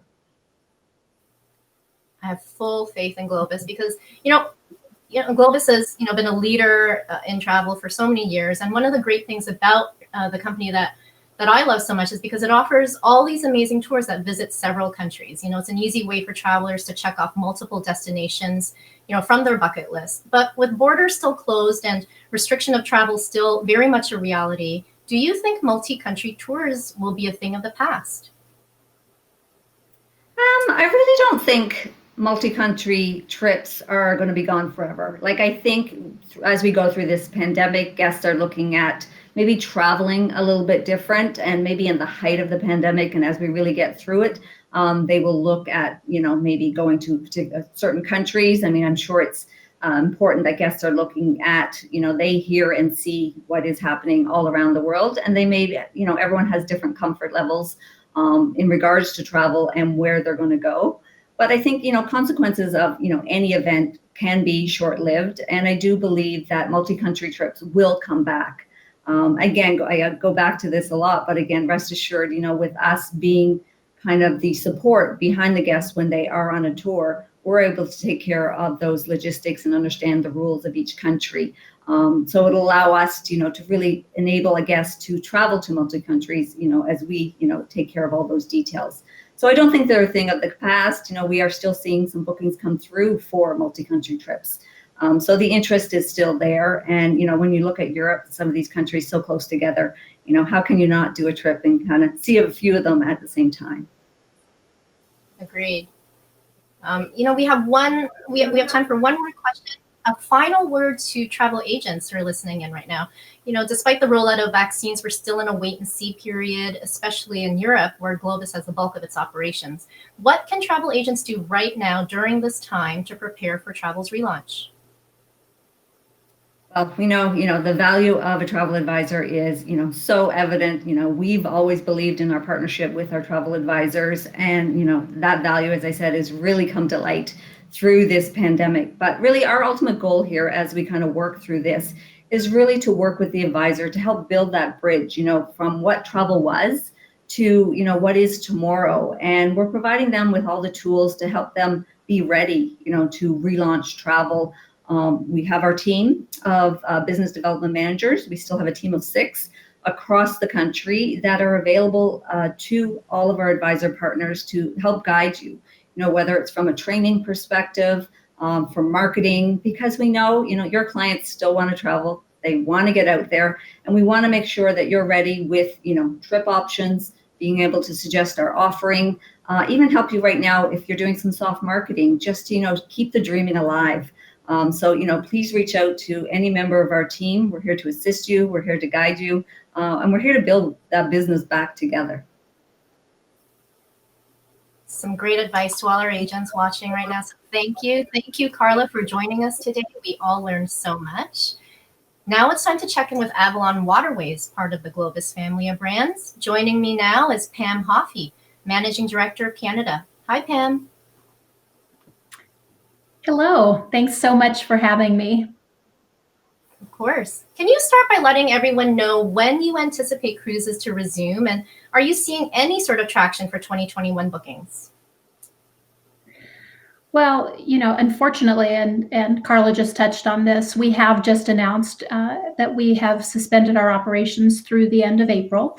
And so similarly to the rest of the Globus family of brands, the reality is, you know, that while we were disappointed to announce another suspension, there are just too many things outside of our control at this moment, including border closures, that we just couldn't guarantee operations. So we have been really consistent in trying to make those announcements at least 60 to 90 days prior so that our guests and our advisors could make alternate plans. So we're very hopeful, though. You know, the rollout of vaccines, governments coming together. I'm part of a CLIA team that looks at what is happening in the European Union about testing, and putting together some plans for a testing protocol that might be across the entire European Union. So there's some exciting things happening that could help open those borders and get us open again. Now, when that'll be, I don't know, but I can tell you that we're ready to operate with our enhanced onboard safety and health and safety protocols when that happens. So in terms of 2021, there's absolutely still life in 2021. I will admit that most of our guests are looking into the late summer and the fall. Our Christmas markets are actually almost sold out. So if there is a cruiser out there looking and who has a dream for a festive season cruise this year, they should book now because they are almost fully booked. That's great to hear. And, just as promising sounds like 2022 is all, going really well right now. I know that Avalon released its 2022 itineraries early last September. Were they released early because of demand that you're seeing? They absolutely were. There's no question that there's pent-up demand for 2022. We realized we had so many guests from 2020 who had taken a future cruise credit from us rather than canceling, which we were so thankful for. And thank you, advisors, for working with your guests and having them take that option. So we have guests with future cruise credits. We have people who just really are dying to travel, just waiting around to travel. I know I'm one of them as a traveler, and I know so many of our travelers are just waiting for that. So we knew that there was a pent-up demand and that there was a need to open 2022, and our advisor partners confirmed that to us. So we did open 22 earlier than we ever have, and we were very happy to do that because we are seeing a surge in bookings. So to give you a little bit of data, compared to 2020 and 2021, which were very successful years actually, we have twice as many staterooms booked than what we had in those years. And compared to 2019, we have 4 times as many staterooms booked. So we are definitely seeing people who are looking ahead to 2022 because there's just a little bit more comfort in waiting a little bit longer for some travelers. Everyone has got a different level of comfort, as Carla, I think, touched on. All sounds amazing. Forward bookings look promising, as you say, but with the pandemic being such a fluid situation, are you seeing booking windows shorten? And what advice do you have for agents and travelers who are just trying their best to plan ahead during this uncertain time? So, you're absolutely right. It is a fluid situation. And at this moment, I would say not yet. We're not seeing windows shorten. I do think that there's a chance for that, though. I think as the vaccine rollouts, as there's more news about that, as this testing protocols come into play, I do think people will book 2021 at a closer in rate than they have previously. What we're really seeing, though, is a longer booking window right now is more predominant. So that 2022 booking. The other reason we're seeing so much traction on 2022 is there are 2 events happening in Europe in 2022, which is Oberammergau and Floriade. And so, there are reasons also to book 2022 that people are taking advantage of and booking early because those are events that sell out. Another new trend that, we've been seeing is shorter cruises, which Avalon is introducing this year in Europe. How do you think these shorter voyages will be received, and what do you say to those who say, well, I really don't want to go all that way just to travel for a few days? Well, I'll tell you, those short cruises, we introduced them a few years ago, and they have actually been very successful. They were designed for a new to river cruise, a traditional ocean cruiser who maybe just wanted to dip their toes in river cruising and give it a try. That's really the market that these short and sweet cruises, as we call them, were designed for. The reality is most people do not come to Europe for a 3-night cruise. That's our shortest of these short and sweet. The longest ones are 5 nights. But in that 3-night cruise, you sailing between Budapest and Vienna, you're seeing 3 world capitals with Bratislava as the 3rd, if you were wondering, since I already mentioned 2 of them. So most guests, though, are not just coming for those 3 nights. To finish that sentence, they are adding land to it. And being part of the Globus family brands, you can actually put that all together with the Globus family because we offer land extensions to all of these. And that's where, again, a great advisor comes into place because you can package this for your clients as well. So I know you didn't ask about this, but you had asked if I saw this as a trend post-pandemic, and I do want to say what I do see is more of a trend, and what we've been focusing on is what we see as a trend for cruising, for river cruising, and that's people wanting to be outdoors more, in smaller groups more, getting in touch with people more because they've missed that quite a bit through the last year. And so we've really focused on our active and discovery cruises, which are really unique. There's nothing like them in the market. We already had the cruises on the Danube, Rhine, Rhone, and we just introduced Holland and Belgium. And we just launched a few days ago new cruises on the Seine and on the Moselle. So almost every river we sail on, we now have active and discovery cruises, and they offer 30 different choices of excursions pretty much on every cruise. They overnight in ports on most nights, so they really are something special and unique. I'm sure all that will help agents, sell to their clients, especially, in such a drastically reduced client pool. Not many travelers are traveling right now. Everyone's looking to see how they can reach new clients. Do you think the pandemic has given first-time cruisers new reason to consider a river cruise instead of an ocean one? Well, we do believe that, and we won't see that for sure until guests have traveled, because we find out if they've cruised before in their post-survey, of course, versus pre-travel. But we do believe that. We do believe that river cruising is the first entry back to cruising for most travelers who want to cruise. And there are some really solid reasons why. For Avalon, our small ships average 150 guests. So certainly the size is a huge benefit.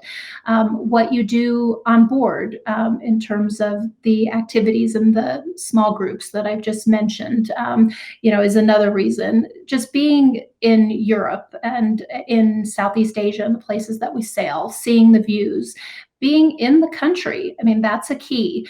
We are in inland waterways, and we always have access to medical care if needed. I think that that's something that people got worried about in terms of access and being stuck out at sea, and there's not a risk of that with river cruising. Another benefit for Avalon, and I think most advisors know, our award-winning Panorama Suite ships and our Panorama Suites in particular, with the 11-foot wide wall of wall-to-wall and floor-to-ceiling windows that open 7 feet. They're really a sanctuary for guests. So if you do feel like you want to get away from the crowds, you have this beautiful room to go to with great air access. That's something I don't think people ever really thought about before. It's not something I ever thought about when I was talking about our ships, was the air access, but the fact that you have that, and that there is also that our air doesn't circulate between cabins, it doesn't recirculate in our ship, are other good reasons why river cruising and the design of river cruise ships is an important entry back into cruising. Avalon ships are an easy sell, that's for sure. Every agent knows that. And, it's great to hear that. It's great to hear that travelers have medical access. So thank you for sharing that. Throughout these past 10 months, flexibility is a word that pops up time and time again. Let's talk about how Avalon is providing flexibility at this time. What are you offering to travelers to provide peace of mind? Well, you're absolutely right. Flexibility is something that our travelers absolutely want and absolutely deserve. And so Carla touched on our peace of mind plan, which is part of the Globus family of brands promise to our guests. And it offers that if you change your mind and you just don't feel comfortable to travel, you can do so. So you can do so up until final payment. You can change to any of our other brands. So among the Globus family brands, and any date for 2020, if you're traveling in 2021 all the way through 2022. And this peace of mind policy actually goes all the way through 2022 travel. So if COVID is still part of our lives, and I'm knocking on wood as I say that because I'm hoping not, for 2022, we will still have this peace of mind plan in place for our guests. So we want flexibility. We want guests to feel comfortable, like they can book and rest assured that they're not going to feel pressured to travel because there's a financial commitment. So that's one piece of it. And another important piece is that we've also just changed the final payment date for Avalon. It was 90 days and we've moved it to 45 days just to allow that extra time and that extra flexibility, because things are moving so fast, especially for 2021. We didn't want guests to feel like they had to make choices earlier than when they might be ready to make that decision if they wanted to travel or move their plans. Thank you, Pam, for all that really useful information. I'm sure it's reassuring to all the agents watching right now. And thank you for being here today. It's always good to hear from Globus and all its brands. Now it's time for another round of prizes. Congratulations to Lori Beckman of Enchanting Escapes, who's won a $100 Amazon gift card, and Sarah Munford of CAA Travel, who's the winner of a new Instapot. All winners, please make yourselves known in the chat box below to collect your prize. Now, let's go back to Devin. Hi everyone, Devin Kanaz here again, publisher of Travelweek. We have some very exciting guests coming up. I would like to introduce Tamara Mallon, the National Sales Manager for Rocky Mountaineer.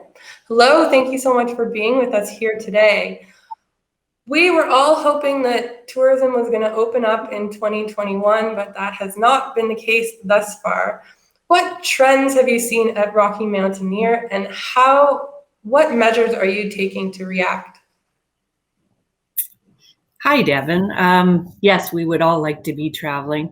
I think everyone wants to get out, and there is still a strong desire to travel, especially domestically. So at Rocky Mountaineer, we've seen a large spike in interest for summer travel with our Canadian market. Everyone just wants to get out. However, of course, they want to stick closer to home. So for us to react, to encourage and activate Canadians, we actually have come up with our best ever pricing. We're calling it our Canadian residence offer. So for our first time, we have a savings of $700 per person for the 2021 season. This is on your 5 or longer day packages, but we know not everyone wants these longer packages. So we even have a savings of up to $500 per person on our shorter packages. And I know that always sounds exciting, but in my opinion, the best part is there's no blackout dates. So in conjunction to that, the one thing we know is everyone wants flexibility. So we've done that by including risk-free deposits, should people need to date changes. And we're hoping with all of this, combined with that desire for domestic travel, when it's safe to do so, people will really start to, explore BC, Alberta, and in particular on Rocky Mountaineer. Yes, we do have such a beautiful country. It's nice to use this opportunity to explore our own backyard. With the consumer demand there for domestic travel, are you offering any perks or incentives to agents to help facilitate these bookings? Absolutely. Actually, well, the consumer offer is really exciting, and that helps generate, the marketplace. I think what we're most excited about is just getting the travel agents back to work and excited again. And so to do that, we've launched an exclusive offer for Canadian travel agents only. So if they make 3 bookings for this 2021 season with our Canadian residence offer, they'll earn a complimentary Rocky Mountaineer journey. So, and as a matter of fact, they can earn up to 2 complimentary journeys. These journeys are actually on our classic rail packages. So it's 2 or 3 days on board the train, depending on the route, plus 1 pre and post day of the train. Not to mention, they can pick gold leaf or silver leaf and can travel in 2021 or 2022. So we've kind of really opened it up. We haven't made it too difficult. And of course, travel companions pricing is at 50% of what the normal pricing is. So we hope that we have enough with the consumer demand to bring them to you. And then of course, to entice you to book a few more, we want to get you on board the train yourself. And thank you for everything you've done this year. Wow, that certainly is some enticing pricing. I know last year you launched a new route in the USA. Can you tell us a bit about that? Yes, we did. I know everyone thinks it's a little bit crazy, but we are really excited to introduce our Rockies to the Red Rock routes. It will launch this summer, August of 2021, and it'll be very similar to our core Canadian routes in that it'll be a 2-day rail. It connects Moab, Utah with Denver, Colorado, with an overnight stay in Glenwood Springs, Colorado. So especially this year for Rocky Mountaineer to add a new route, it really needed to be a special location. It needed to feature some of the same things that we offer here in Western Canada. So we know about the iconic scenery, the destination, but also we wanted that daytime travel, all of the things that everyone thinks about when on board Rocky Mountaineer. We know it'll be a great complement because it really appeals to kind of past guests as well as all new guests. However, as exciting it is, the Canadian sales team is certainly focused on domestic travel this year for 2021, as I mentioned, and all our incentives to really help get that going. But we know this will be a really great opportunity when your guests are traveling internationally again, in particular 2022 and on. That certainly is a beautiful, beautiful part of the United States. Tamara, thank you so much for being here with us today. Thank you, Devin. Thanks for including Rocky Mountaineer. And now we are going to watch a quick video from the brand.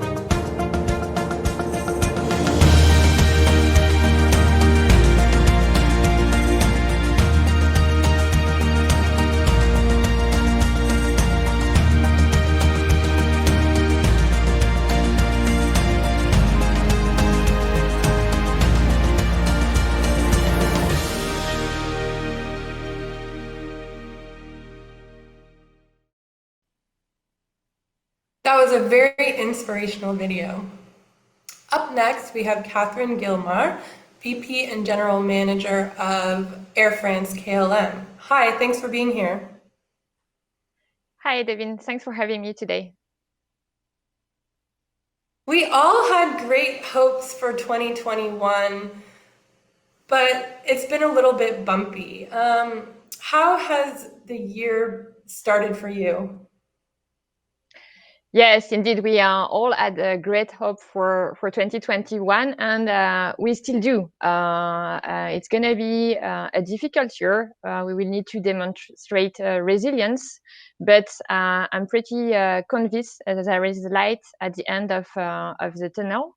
And we will ensure for both Air France KLM to take into account the new measure arriving from Canada or for France and Netherlands or other countries with new testing requirements, new measures that we really take seriously.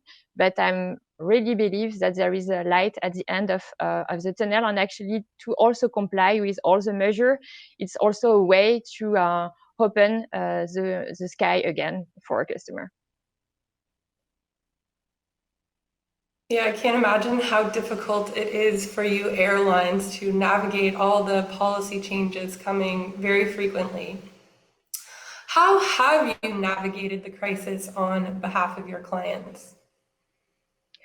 Well, first, to continue to operate flights for essential travel that can still travel, and also to maintain cargo flights for essential products. And we have now resumed all our flights out of Canada, out of all our main gateway, Montreal, Toronto, Calgary, Edmonton, and Vancouver. And we are very proud to work with our Delta sales colleague to assist our customer and also our trade agents. We have also been able to put in place the strictest health and safety measure for all the customer journey at the airport, on board. And also, we have one of the most flexible commercial policy to for our customer to be able to, if they want to cancel the flight, or if they want a refund, or if they want to change the date of their travel, to be completely flexible. And we have this in place for all tickets booked until end of March. And also, we have been working intensely with airports, with labs in Canada, to be able to meet the requirements around testing in Canada. So we have partnership with lab, with airports, to be able to comply with the new measure we have to commit.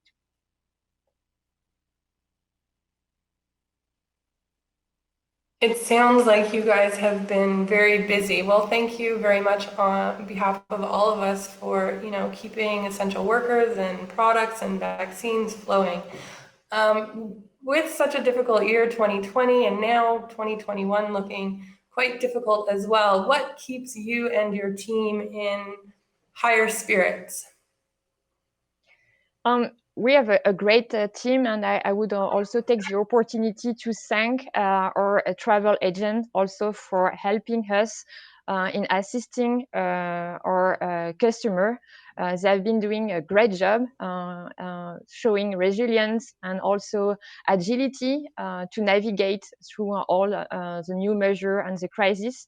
So really, thank you for all your hard work to support the industry and our joint customer. Thank you so much, Catherine. We really appreciate you being here today. Thank you very much for having me today. And now we're going to roll a quick video from Air France KLM.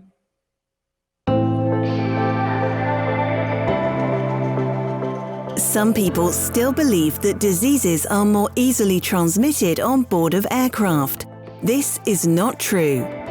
In reality, the risk of contamination on board of an aircraft is very low, much lower than in indoor environments. This is because the air on board of our aircraft is constantly refreshed. Every 3 minutes, all the air in the cabin is fully refreshed with new air from outside of the airplane, much faster than in other indoor environments. That means that at any given moment during your flight, at least 50% of the air in our cabins is continuously refreshed.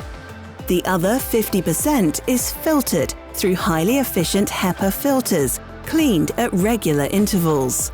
These filters are the same as those used in top clinical environments, such as hospital operation rooms and in semiconductor chip production. HEPA filters capture 99.999% of viruses and bacteria, including coronaviruses. Furthermore, the air in KLM passenger cabins flows from ceiling to floor and not from front to back. This creates the most effective clean air flow.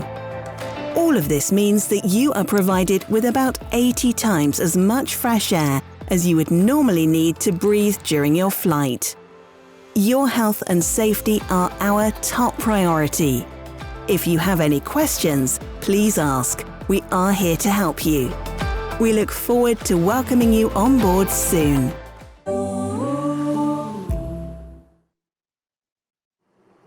Moving on, I'm going to have to touch on some other very sad news this year. Butch Stewart, a very charismatic man and an innovator in the travel industry, passed away earlier this year. I want to give my heartfelt condolences from myself, the Travelweek team, the entire travel industry, to Adam and the Sandals team. We know this must be very difficult for you. He was a lovely, lovely man, and he made us all feel very welcomed at all of his beautiful resorts across the Caribbean. I just want to share a quick video to pay tribute to this wonderful man.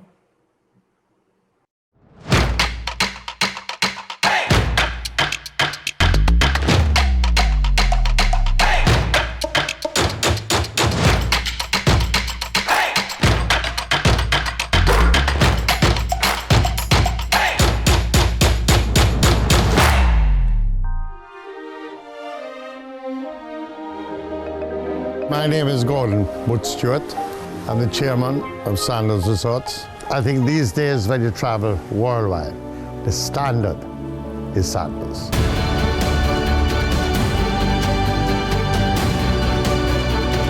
We get motivated from the guests being happy. And I do it all again with you.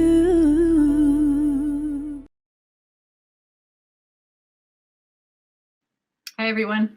Thanks for bearing with us. I think we had some technical problems there, but we're back. I'd like to introduce, before I introduce my next guest, I would just like to say that a very difficult year was made even more difficult when the industry lost Mr. Stewart.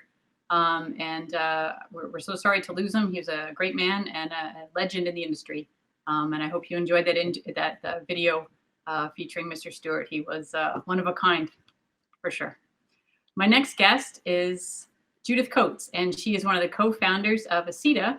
And ACITA, of course, is the Association of Canadian Independent Travel Advisors. Hi, Judith. Hi there, Catherine. It's so nice to be with you again. Great. It's good to talk to you. I'm so glad you're here. We'll just jump into it. The first couple questions are just sort of numbers questions.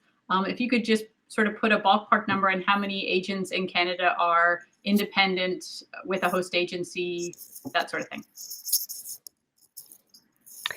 So there are about 24,000 travel agents in total in Canada, and about half of those would be independent. So about 12,000.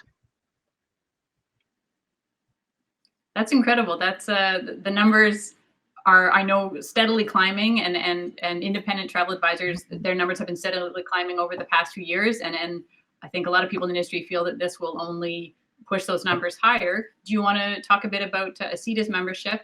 How many members do you have? And just let us know when it got started, because I think a lot of people would like to know that as well. Yeah, so we started in June, and we were born out of the pandemic. We don't have membership per se, but we do have a Facebook group, and we have over 1,500 members in that group. We would love to see the other 10,000 independent travel advisors join us. However, we are in contact with them in other social media groups as well. So we were born because we decided we needed to have a collaborative voice for independent travel advisors. Nancy and I just kind of joined forces, had our first meeting with an MP, and it grew from there. Okay, I think we may be having more technical difficulties, which I'm really sorry about. I will keep going. I think we're having more technical difficulties, but I'll keep going, Judith. And as long as you're there and I'm here, and we'll just keep going until we're told not to. So that's great. So as you said, it's the numbers are quite high, and I know your group has been incredibly active over the past few months, as have other agency groups as well, like ACTA, and everything that ACTA and ACITA and other groups are doing has been incredible for the industry. Let's get into a little bit about independent travel advisors specifically. Do you want to talk a bit about, I mean, this whole situation has hit everyone extremely hard, but independent travel advisors have some concerns that may be unique to their job situation. Do you want to talk a bit about that? Yeah, so we feel that our situation is very unique. And so one of the things that we've been very actively focusing on is having 30-minute Zoom calls with members of parliament and policy advisors and shadow ministers, as many who we can get to get on a call or a meeting with us. And we basically go through a 15-minute presentation deck with them, and then allow some time afterwards for questions from them and comments. And what we try to explain to them is the way our revenue model works, that because of our situation, we're always looking, well, probably 6 to 18 months in advance, just because people don't come in, put down a deposit, book a trip on the spot, and then we get paid the following month like other industries do. We have a lot of planning that goes in before they actually pay a deposit, and then a lot of times it's up to a year until they travel, and then we don't get paid until they travel, either shortly before or shortly after. And because of that revenue model, and don't forget, we're on 100% commission as well. So because of that revenue model, we want them to understand that even when travel does open up, it's going to be between 6 and 12 months before we actually start seeing any revenues. So that's where we feel that our industry is very, very unique. And we also, for most of us, only qualify for the CRB, not any other loan assistance programs or anything like that, because a lot of us are home-based. And so we don't have overhead expenses. However, we do have business expenses that we are keeping up every month. I know I sat in on one of your Zoom calls, of course, because you invited me to sit in on it, and it was so helpful. And just to see, you know, you guys just sort of get to the point, and you have done this so many times with the Zoom calls with the MPs that you know your talking points. And it was actually really fascinating to watch how the MP, he was listening and he was taking it all in, but then he got asking questions, and you guys explained it in a very down-to-earth manner. And he was getting it, and it was like just seeing that light bulb go on above his head. I mean, it was amazing and really helpful. So thank you, you know, for everything that you're doing and with your group, and it's been incredibly successful. We were talking about concerns with travel agents, and everybody is just really feeling this pandemic, not just from a mental and emotional standpoint, but you know, obviously financial. But the mental and emotional is important as well. Do you want to talk about, you know, just some of the impact that you're seeing on your fellow travel advisors? I know there's some real concerns out there. There's people who I know have to pick up, you know, second or third jobs to make ends meet. It's just been a horrid situation. Do you want to talk a bit about that and how it's manifesting? And there's even sort of all that awful travel shaming going on out there. Do you want to tell us sort of what you're seeing? Yeah, we do see a lot of that, especially in the social media groups. We've noticed a lot of ramping up in travel shaming, even amongst travel advisors, believe it or not just the public, but definitely you can see that in the public amongst armchair critics. But in the travel advisor community, we have seen a lot of that, and a lot of travel advisors who have just been very discouraged.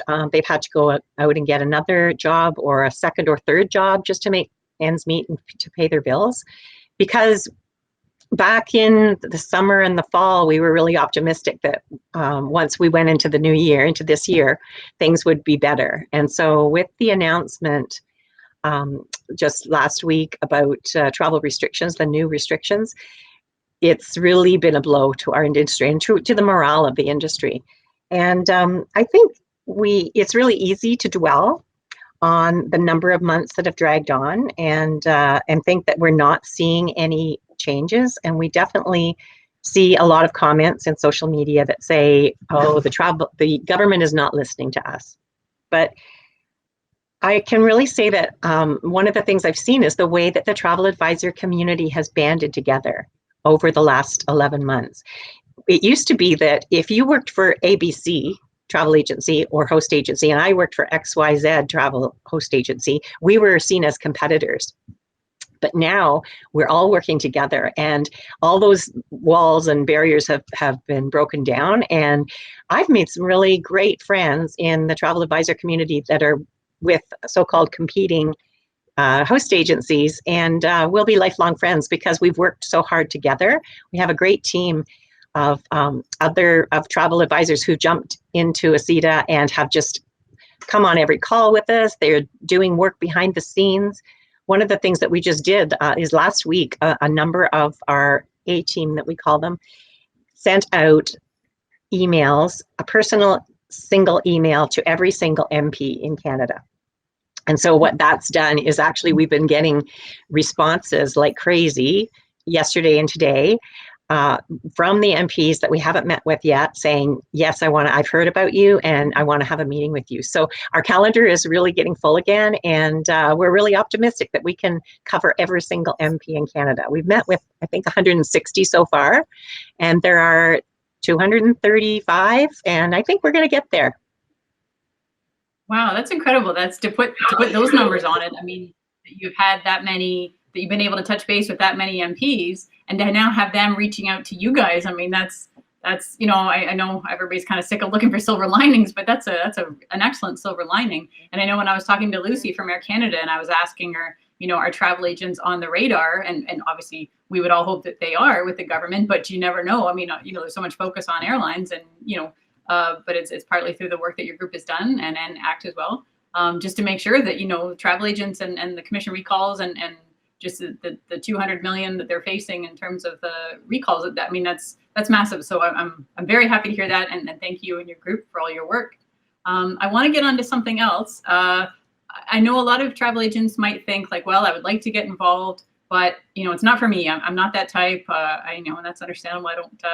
Most of us don't think of ourselves as activists at all. Do you want to just talk about a bit about your own path to co-founding ACITA and sort of, are you that type? Are you somebody who normally gets involved, or are you somebody who normally would just stay on the sidelines, but this time the situation was so dire you thought, no, I just have to do something? Yeah, well, I do like getting involved in causes, but never to this extent. This has really stretched me. I've never been interested in politics before, but I must confess that sometimes I watch the CPAC channel just to see what's happening in the House of Commons and what's going on in question period. In fact, I had it running just before we came on here just now because Nellie Shin, who is an MP out in BC, her office just messaged us and said that she was going to be going live in the House of Commons, well, actually on virtually in the House of Commons to pose a question in the question period about travel advisor commissions being recalled and asking the government what they are doing about that. So that was really exciting to hear that as a result of our meeting with her, our voice is being heard in the House of Commons. And we've had about, 8, I think, other MPs who've done the same thing. So that really gives us hope. But I think it's easy to get caught up in the poor me mentality and be really narrow focused. But it's important that we let ourselves become part of something bigger. And that's what we're always encouraging our advisors who are in our group to do. Something that helps the entire travel industry, and not just travel advisors and not just independent travel advisors. And I should mention that some of our meetings that we've had have been on behalf of agency owners. So we don't just do this on behalf of independent travel advisors, we do it on behalf of all travel agents. But if you can see the bigger picture, you'll start to see your focus shifting and you'll feel like you're making a difference. We have a running joke in our group when someone says to us, you should do this. The first question we ask them is, have you had a meeting with your MP yet? And so we encourage them to reach out, get a meeting set up, and then we facilitate it for them and look after all the details. So one person can absolutely make a difference. I believe that. That's a really, out of you just said a whole bunch of great things, but your takeaway at the end there that one person can make a difference is really powerful. And I had a laugh when you're talking about CPAC, because I agree. I mean, CPAC's viewership numbers must have shot up like 400% in this whole pandemic. I watch CPAC all the time too. I certainly never did before, but I'm on there now. So I agree. It's just, and what government does is impacting the industry so directly, obviously. I mean, especially from last Friday. I mean, travel has never been more topical in a difficult way these days, but yes, we're very much in the news, aren't we? I just wanted to check in also. Oh, sorry, go ahead. Well, I just wanted to add to that perspective is everything. And I think if we have a perspective of doom and gloom, then that's all that's we are going to see around us. But if we can change our focus and our perspective, that's going to make such a difference. The other day, I was sitting on my couch in my living room, and I have large windows that look out on a wooded area, and it was kind of pre-dawn. It wasn't quite light out yet. And as I looked out the window, I saw these trees, and all I could see was the branches that looked kind of spindly looking, and they were stretched out, and because it was dark out, they looked eerie and ominous and even scary and menacing, but they were definitely gloomy looking. And then as I sat there watching them, the sky kind of gave way to the golden glow of dawn, and it was a bright sunny day, and I saw that there was snow on the branches, and the snow was glistening in the sunlight. And as the sun just kept coming out, all I could see was this beautiful display of sparkly branches. And it really made me think that our perspective is everything. And if all we can see is the darkness, then that's what we're going to see, and it's going to look scary. But if we can see things from the perspective of light, and that things are going to lighten up, that spring is coming, and spring means new growth and new life, then that's going to make a huge difference. And so the travel shutdown, I think, could be viewed as a time of doom and gloom, or loss and hardship, of having to do without, or emptiness. But we can view it as an opportunity for growth. And especially for those of us who are small business owners, we can view it as a challenge to make something better of our business, and a chance to increase our knowledge of destinations and products and suppliers. Like, this conference has been great for that, and opportunities to plan for the future and set new goals for our businesses. So I think we need to get away from that narrow focus and really take a step back and look at the bigger picture. And I realize that's not easy. It's something that we need to really try hard to do. But if we can do that, I think the travel advisors who do that are the ones who are going to survive, not only survive, but thrive, even during this time while we're waiting for travel to open up. So I really hope that people can see that spring is coming, and we can look forward to that. It was almost listening to you. I was just picturing everything you were saying in my head, and just how you were describing the scene outside, and it was actually very calming. Thank you for sort of putting it into perspective, and those kind of inspirational words really matter right now. And just giving everybody, I mean, everybody's, I think, feeling a little bit lost, and I just want to say thank you for painting that picture and giving some hope. We have about 1 minute left, and I just want to ask you, and I know this wouldn't be a quick answer, but I just wanted to ask, just over the course of the past 10 or almost 11 months, how do you think this is going to influence the direction that the travel agents are taking their business going forward? Well, we're definitely re-evaluating our businesses, and unfortunately we have lost some who have had to just leave and get other jobs, but I'm hoping that they will come back, because one of the things that makes you a travel advisor is your love of travel, and I think it's really hard to walk away from that. And I totally believe that when the travel restrictions end and travel opens up, we are going to see a huge demand, and we are going to be busier than ever before. So now is the time to be planning and making sure that we're ready for that demand. And it can only be positive. And I'm really looking forward to the reopening of travel. I think it's going to be different, but I think it's going to be exciting. Well said. Well said. Thank you so much, Judith. I am certainly looking forward to it too. And I know all of our viewers are too. Thank you, Judith. Now we will turn our attention to a look at some upcoming travel trends with Zach. Hi, Zach. Hi, everyone. I'm Zach Vanos, Manager Creative and Anakin Travel and Tourism, here with the Travelweek Future Trends panel today. I think it's fair to say that never has our industry seen a disruption like the pandemic. As such, we expect incredible sea changes and evolutions in the way people travel and the way we as an industry facilitate it. Navigating innovation and adaptation and finding the appropriate pivot for our new normal is already defining the next era of travel. It is with that in mind that today's panel has been brought together to discuss the trends they're seeing and expect to see in the months and years ahead. With that, I turn to my distinguished panel to introduce themselves. We'll begin with you, Denise. Hi, everyone. Thanks, Zach, and thanks for having me here today, Travel Week. My name is Denise Heffron. I am the Managing Director of Uplift Canada. Uplift is a buy now, pay later solution for travel. We work exclusively in the travel industry, providing clients a means of booking their travel now and paying for it over time. We work with all types of travel partners, from large enterprise partners through integrations on their website, but we also have a terrific standalone tool for travel agents that is custom designed for their needs. And you can also find us in the Surreg booking flow. So we're trying to bring this product out widely to the travel community through all channels, and look forward to talking to agents today about what we can do more going forward to help them out.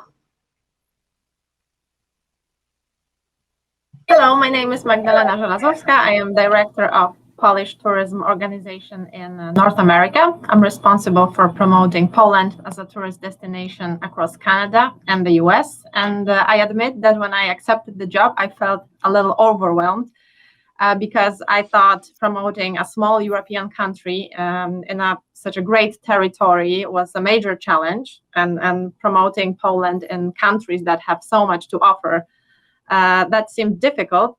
But I think, especially now, in the current situation, Poland has every chance to draw travelers from America and Canada, because we are less known, but a very interesting destination. We are in the center of Europe.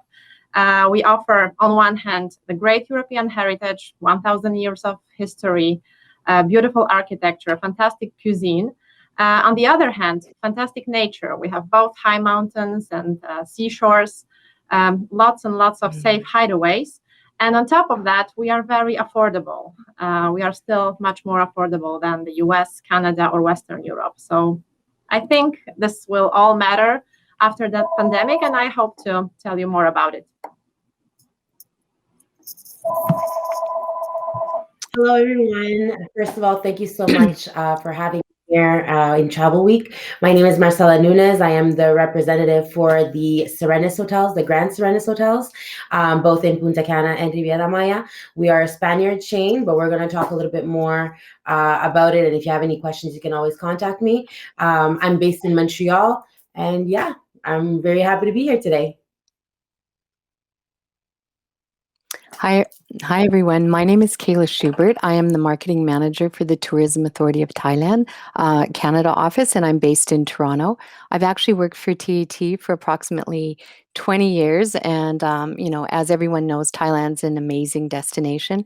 I'm very delighted to be here today to share some insights on Thailand, where we are, and our plans going forward. So thank you for being here today. Thanks. Thank you all for that. Now, many organizations have had to completely reevaluate and pivot their activities during COVID. Can you let us know what your organization is doing differently? And let's start with you, Marcela. Absolutely. So we definitely, with the whole COVID situation, we are extending our hygienic and our protocols are all there. What we've added is the pre-check-in, so you can the client can do all of that in the on their phone. There's no need for a contact for the check-in itself. Restaurants are only a la carte for at night, so there's no buffet at night, just to prevent for all the clients to be all in the same room at the same time. They're going to be individually in their separate tables. And we have COVID testing on site. So those are three major things that we've added. Excellent, thank you. Kayla, how about yourself? Well, Zach, to say we've been doing pivoting, yeah, that might be an understatement. I would say from the very beginning, we've been analyzing the situation not only in Canada and Thailand, but globally, and trying to make adjustments, very early on. Initially, we postponed many of our sales initiatives and instead focused our efforts towards finding ways to support the trade by keeping them engaged in interesting and fun ways, while also aiming to keep Thailand as a top of mind destination for when travel does resume. We provided destination training webinars. We revamped our agent specialist program. We continued to provide up-to-date information on Thailand and how well Thailand has managed COVID. We, informed the trade about Thailand's success in dealing with safety and health protocols. Thailand, for example, recently developed a new safety and health accreditation for the travel industry. We gave updates on special visas that have been developed to allow Canadians to visit Thailand at this time. We shared inspirational content, videos, imagery, and lately we even launched, we provided information on a new program that we've launched, which involves golf quarantine. There's many more initiatives that will be coming forward in the next few months. Also, we hosted many industry events throughout the year, and they were really planned just to allow everyone to relax and get away from the many challenges that we were all facing. So everything that we did focused on wellness practices. We had Thai cooking classes, meditation, mindfulness sessions, sleep therapy sessions, how to use essential oils. Basically we wanted to share a little bit of Thainess with the trade and also provide information or inspiration on what the trade can expect, not only for themselves, but for their clients when they can return to visit Thailand. So when we look at what we're doing now and what we're planning going forward, of course, working closely with the trade will be a top priority for us. So. For sure. Thank you, Kayla. And continuing on that destination front, Magdalena, I'd love to hear from you. On one hand, we had to start thinking differently and acting differently. I think the main difference is in our marketing communication and what we stress, because before the pandemic, especially on the marketing on the American market, we stressed our heritage, our cities, UNESCO sites, so all the places that naturally attract a lot of people. Now we are focusing on individual trips, on outdoor activities, on our nature. And we try to encourage people to visit places that were mostly attractive among Polish people before the pandemic, but now we feel that they can also attract foreigners. So this is the main difference. And I think we also had to redefine ourselves and perceive ourselves in a little different way. I think the good thing is that we no longer try to compare ourselves with top European destinations like Italy, France, or Spain. We no longer try and say we look exactly like France. We do things like the Italians do. No, now we are stressing the fact that we are a totally different destinations, and I like it. It's nice to be ourselves. Absolutely. Thank you, Magdalena. And finally, how about Uplift? How have you been pivoting, Denise? I'd say for us it's a little bit different because we are not so much in travel, but we are support for the travel industry, or a tool that the travel industry can use. We're a tech company, a fintech, so we've been doing what we always do, which is innovation. And I would say COVID, this period has given us the opportunity to double down a little bit on what we're doing. So improving our technology, bringing more offers to market. Specifically for travel agents, we've been looking really closely at our travel agent tool. How can we make it more efficient? Can we add assets for travel agents in terms of marketing assets, for example? We're looking at rebuilding the application flow for clients. So really just doing what we do. It's been a pretty busy time for us, actually, working internally on technology, but as well on the sales front. We've had a lot of interest from travel partners. So deepening the relationships with the travel partners we have, doing more for them, but as well adding quite a few new partners throughout all of this, because I do think that the travel community sees Uplift as a tool that can help ignite recovery.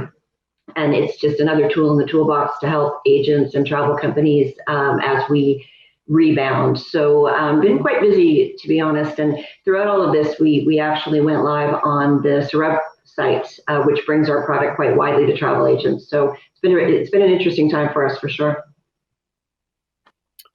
Thank you all. Now, as travel professionals, you've all got your eyes on current trends. What are you seeing? What's emerging most pronounced during this pandemic, the way people travel? Let's start with you, Magdalena.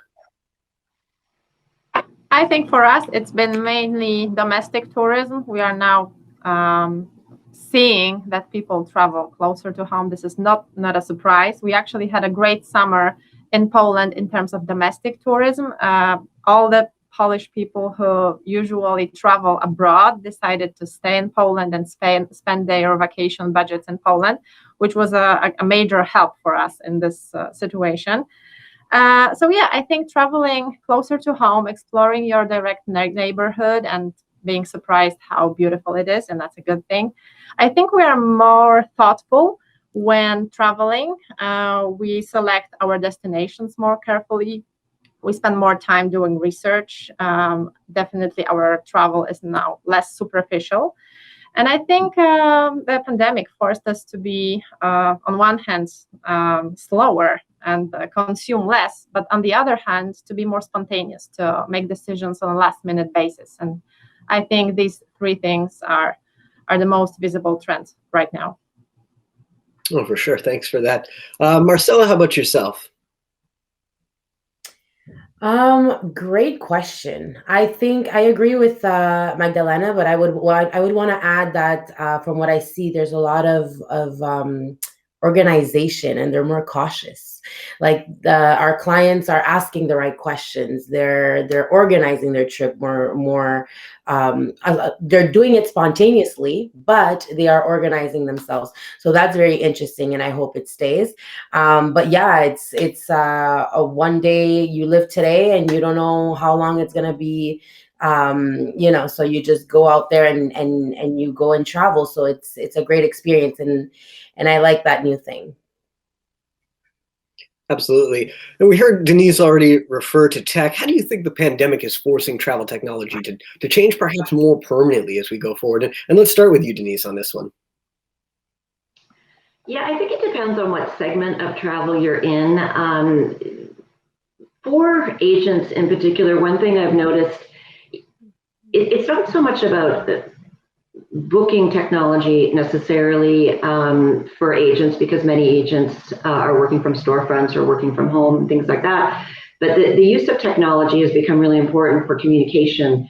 I follow a lot of the travel agent chat channels and tour operators, and it's really become super important to get information out quickly. And I think for agents, using technology, social media, and tools like that has helped them communicate with their clients, let them know what's going on. Certainly, some of the developments we'd seen pre-COVID, I think, will accelerate the use of artificial intelligence, virtual reality. But going forward, safety is going to be at the forefront. So I think, on the hotel side, for example, what was mentioned before, the notion of contactless check-in or contactless payment, things like that will become more and more prevalent as we move forward. Interesting. Magdalena, yourself?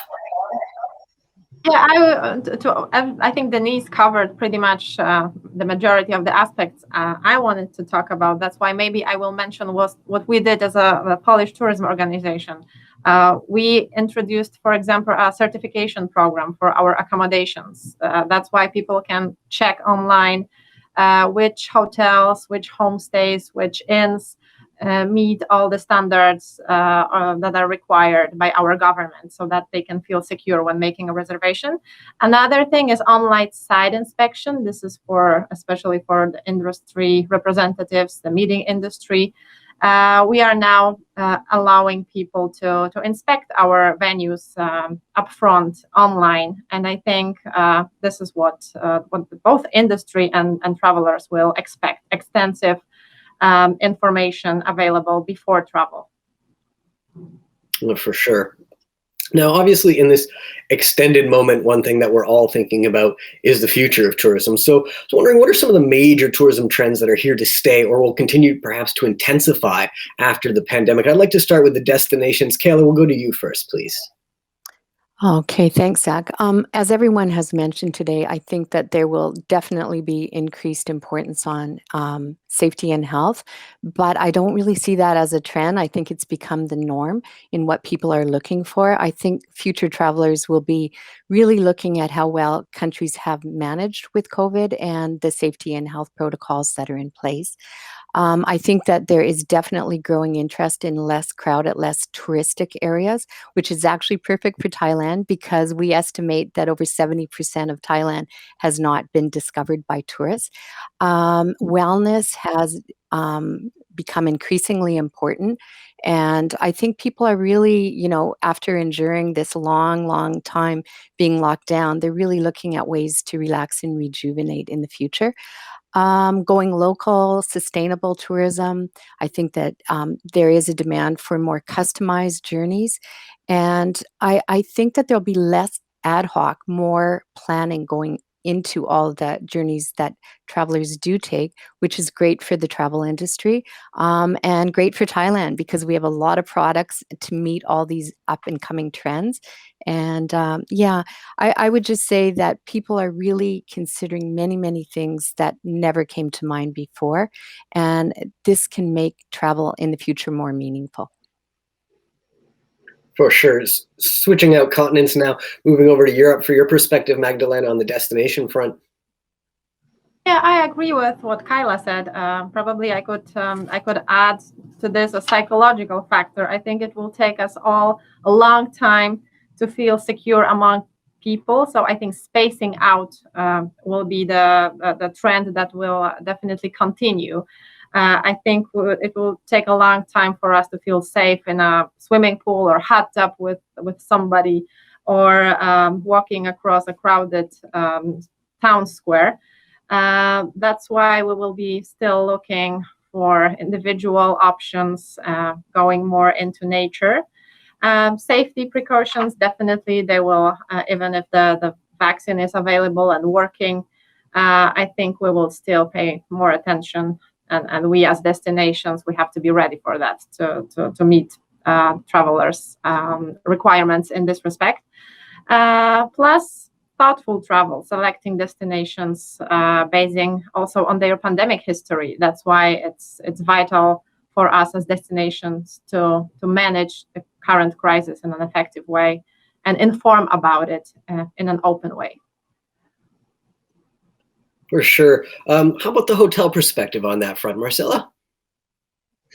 Thanks, Zach. Honestly, Kayla and Magdalena covered pretty much everything. There is going to have a little bit more trust and more wellness and all that. And my hotel has it all, so I agree with all of them.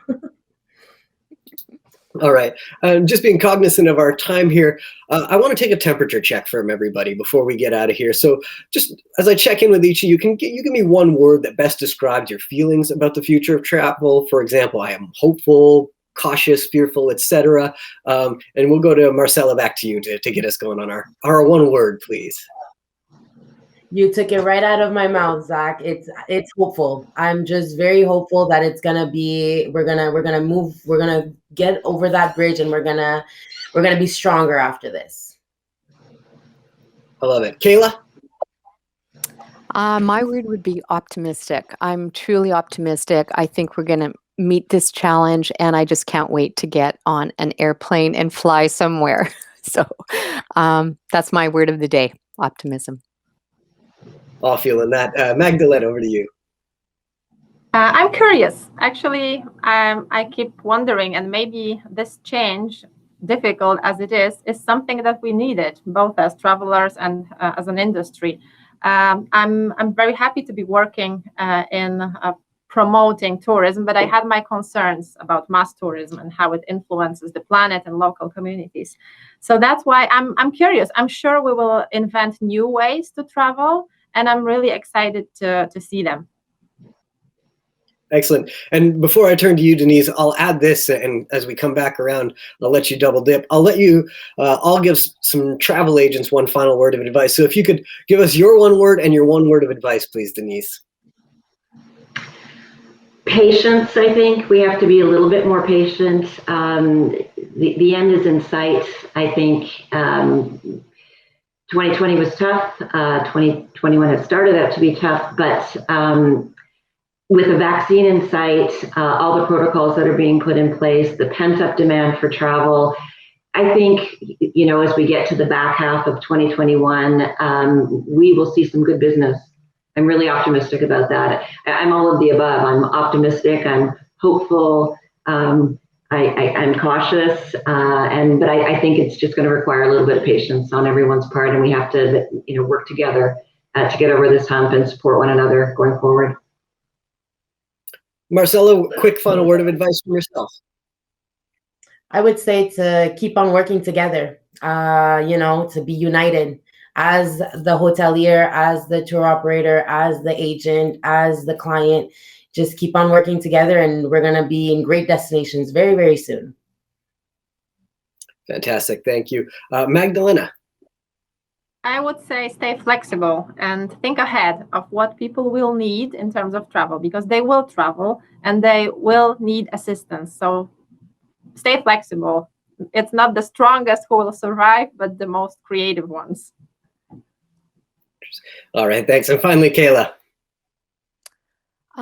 I'd just say embrace the fact that we're in uncharted waters. We're going to make it through, and just use the time wisely to educate, to become prepared for once travel can resume. And please know that Thailand can't wait to welcome you and your guests. So that's it. Fantastic. Thank you to all my panelists. It's been very informative. I think we're all looking towards the future and how to best navigate that, and some really great insight on that today. So before we get to our closing keynote with Bruce Poontip and our grand prize draw, I would like to direct your attention to a few important messages from our sponsors. These feelings are waiting for you to come back. From the north to the south, from northeast to west, from world-famous beaches to untouched islands, from time to time, from place to place.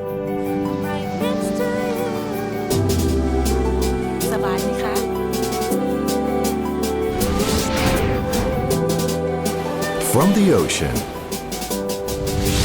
up to the sky, from color to color, from street to rooftop, from hot to cold, from city to nature, from traditional to festival, from dusk till dawn, around the clock, around the country.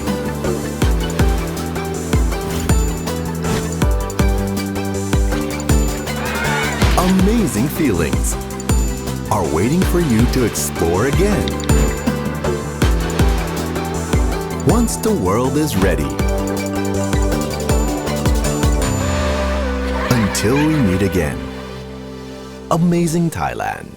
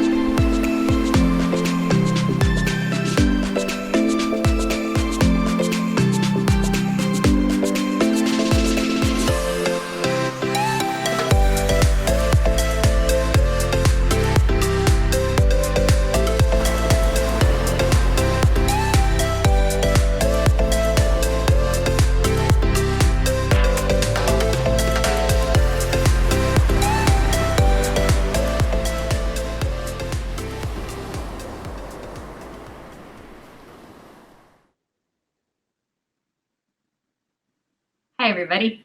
Thank you for staying with us. I want to introduce our final speaker, very well known in the industry, of course. It is Bruce Poon-Tip, who is the founder of G Adventures. Hi, Bruce. Hello, Catherine. How are you? I'm doing good, and I'm very happy to see you and very happy to talk to you. But I certainly, probably like you, didn't think we would be doing this again. We, of course, already talked in the first Future of Travel event and really enjoyed that interview. And here we are again. So let's just start in with it. Great, yeah. I mean, you're right, though. Who would have anticipated we'd be still in this the last time we talked? No. We have to stop meeting like this. Unthinkable. Yes, yes, I agree. Let's make it like a coffee or something, something a bit more normal. You want to talk a bit about G Adventures strategy? I mean, nobody knows what's going to happen, but just sort of talk about, with that in mind, that there's so many unknowns. What is G's strategy for 2021? I mean, what strategy can you have in an ever-changing kind of landscape? I mean, our goal is to get people traveling again, is to find ways in which we can give people the confidence to do that, work with local governments and authorities to, get people, feeling safe again to get on planes and take a holiday. That involves a lot of, all of the local guidelines and restrictions, because there's so many. There's local, there's individual businesses, establishments like tourist attractions, restaurants, then there's local, there's international kind of restrictions now and guidelines, protocol. And we're running trips now. So we ran about 25 trips, I guess, in September, October. And then we actually now, then Costa Rica opened in November, and we, are running about 40, 50 trips a month at the moment, which is not a lot for us. I mean, we usually run thousands a month, but so we're getting our toes, dipping our toe in the water, and figuring out, and we're getting great responses from our customers, and we're hoping more of that comes in 2021. Just being responsive as things happen, and doing whatever we can to work with the industry and work with our customers. That's great. I want to ask you, there's a bunch of things I want to ask, but since you mentioned that you restarted your tours, I do want to get back to the big announcement last Friday, and I'll get back to that in 1 second. But since you mentioned the tours, I remember we were writing about the fact that you had restarted tours, and it was just fantastic news. And I just want to ask, in terms of takeaways for your team and just sort of, the lessons that you learned from doing those tours, it was a great help, I think, to any tour operator that was able to do tours in that brief, wonderful little time when we did have some travel going on. What were the takeaways that you guys took from those? I think the resiliency of the customers, that customers are going to be, they're willing to, we thought it would affect the experience with all these social distancing guidelines and the timed kind of entrance into places like Machu Picchu or museums, where you can no longer just get a ticket and be, ready. Our tours have to be more, I guess, pre-planned and premeditated, which, we've kind of made a career of being, promising more freedom and flexibility, but you can't when you have to have timed sittings or timed viewings or timed entries into various things. So and so we thought our customers it would affect our customer experience, but it hasn't. Our customers have been quite resilient, very accepting, very open. Of course, these are the early adopter type travelers, so they're extra adventurous, I guess. They're willing to travel is important enough for them, so that they're willing to take, slight risk because they're in traveling right now. But it's been very positive, and it's very and actually overwhelmingly positive, to a point where our NPS scores are higher than they've ever been. So they not only are willing to travel, but our customers are appreciating our efforts even more than they usually do. Which a lot of the things we do, in terms of safety or guidelines, or our ability to handle critical incidents or whatever. Those things often go unnoticed by customers, and they don't ever say anything or don't even notice it. They just they just tell you that a great time on a trip. But now they actually make comments about how well we ran the trip, how organized it was, how safe they felt, how they executed. So the conversation is very different, but it's all been positive. That's what a powerful marketing tool to have that now that you can sort of go forward for when travel reopens again, that you've got those comments and that experience, and that you can sort of, so people who are booking travel then for the next time that we're allowed to travel, people can say like, oh, they've already done this. They know what they're doing. Here's, Michael or Tina who've already done this trip and they really like the protocols and it worked. Like you said, you thought it would be difficult and it worked. So that's great to hear.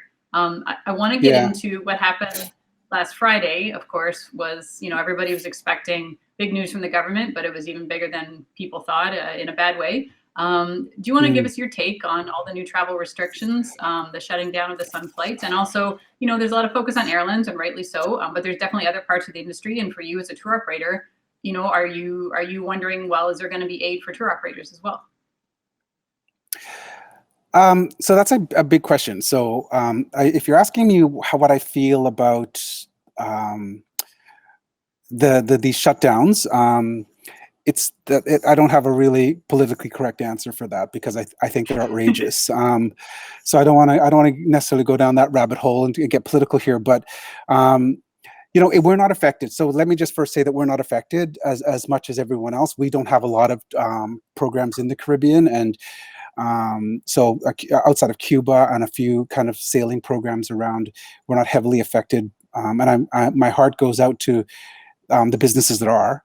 I have to say that I feel that the Canadian government has been quite good in comparison, because we have operations in 100 countries. So when the world started shutting down and we had started furloughing and laying off people, we've had to deal with so many different countries and how they deal with things. And deal with different government aid programs. And Canada ranked, I would say, above average in terms of the support they lent to businesses, had to furlough passengers, furlough employees, let go employees, help businesses with rent and these kind of things. The speed, I think, was good. Like on a scale of Australia and Germany, which were at the top in terms of assisting businesses, to the middle, which was the UK and Canada level, and then the most abysmal, down in the USA and other countries, and then countries that had nothing. I think we did fairly well, but I think that the government has to do a lot more now because they're making these dramatic decisions to shut down the industry. I think because of bad management of the pandemic. So let's just say it. Our government has not done a good job managing this pandemic from early on, and so we find ourselves in this situation. I mean, Canada's done very well through this pandemic, if you look at the numbers and the statistics, but it hasn't been because of the government. It's because Canadians are compliant, and Canadians have not politicized masks, and Canadians have been great with handling social distancing, closing down offices, respecting guidelines that are put out without fighting, and making these political kind of statements around freedoms and all this stuff that's going on around the world. So we've actually handled it well as a country, but the government is not. Because they shut down generic industries instead of dealing with individual problems. The key to getting out of this pandemic, outside, of course, of a vaccine or rapid testing, is contact tracing. And actually look at what Australia, New Zealand, South Korea, these countries that have done amazingly. They've actually look where they break out, the areas that they break out, or where there's and they shut down those areas. Contact tracing would solve all that. The idea that we're shutting down Alberta and Manitoba and all of Canada because we've had issues in Ontario and Quebec is outrageous, and that's what's happening here, where there are issues with the Caribbean, but instead of handling it as in terms of contact tracing and dealing with it on a federal level, we're shutting down an entire industry, and I just think it's unfortunate. So I said I wouldn't get into that, but you asked, and it's a huge problem, and I think the government does have to do more now. They have to step up because they're making decisions because of their bad management, as far as I'm concerned. And I don't know if you want me to get that controversial on your show.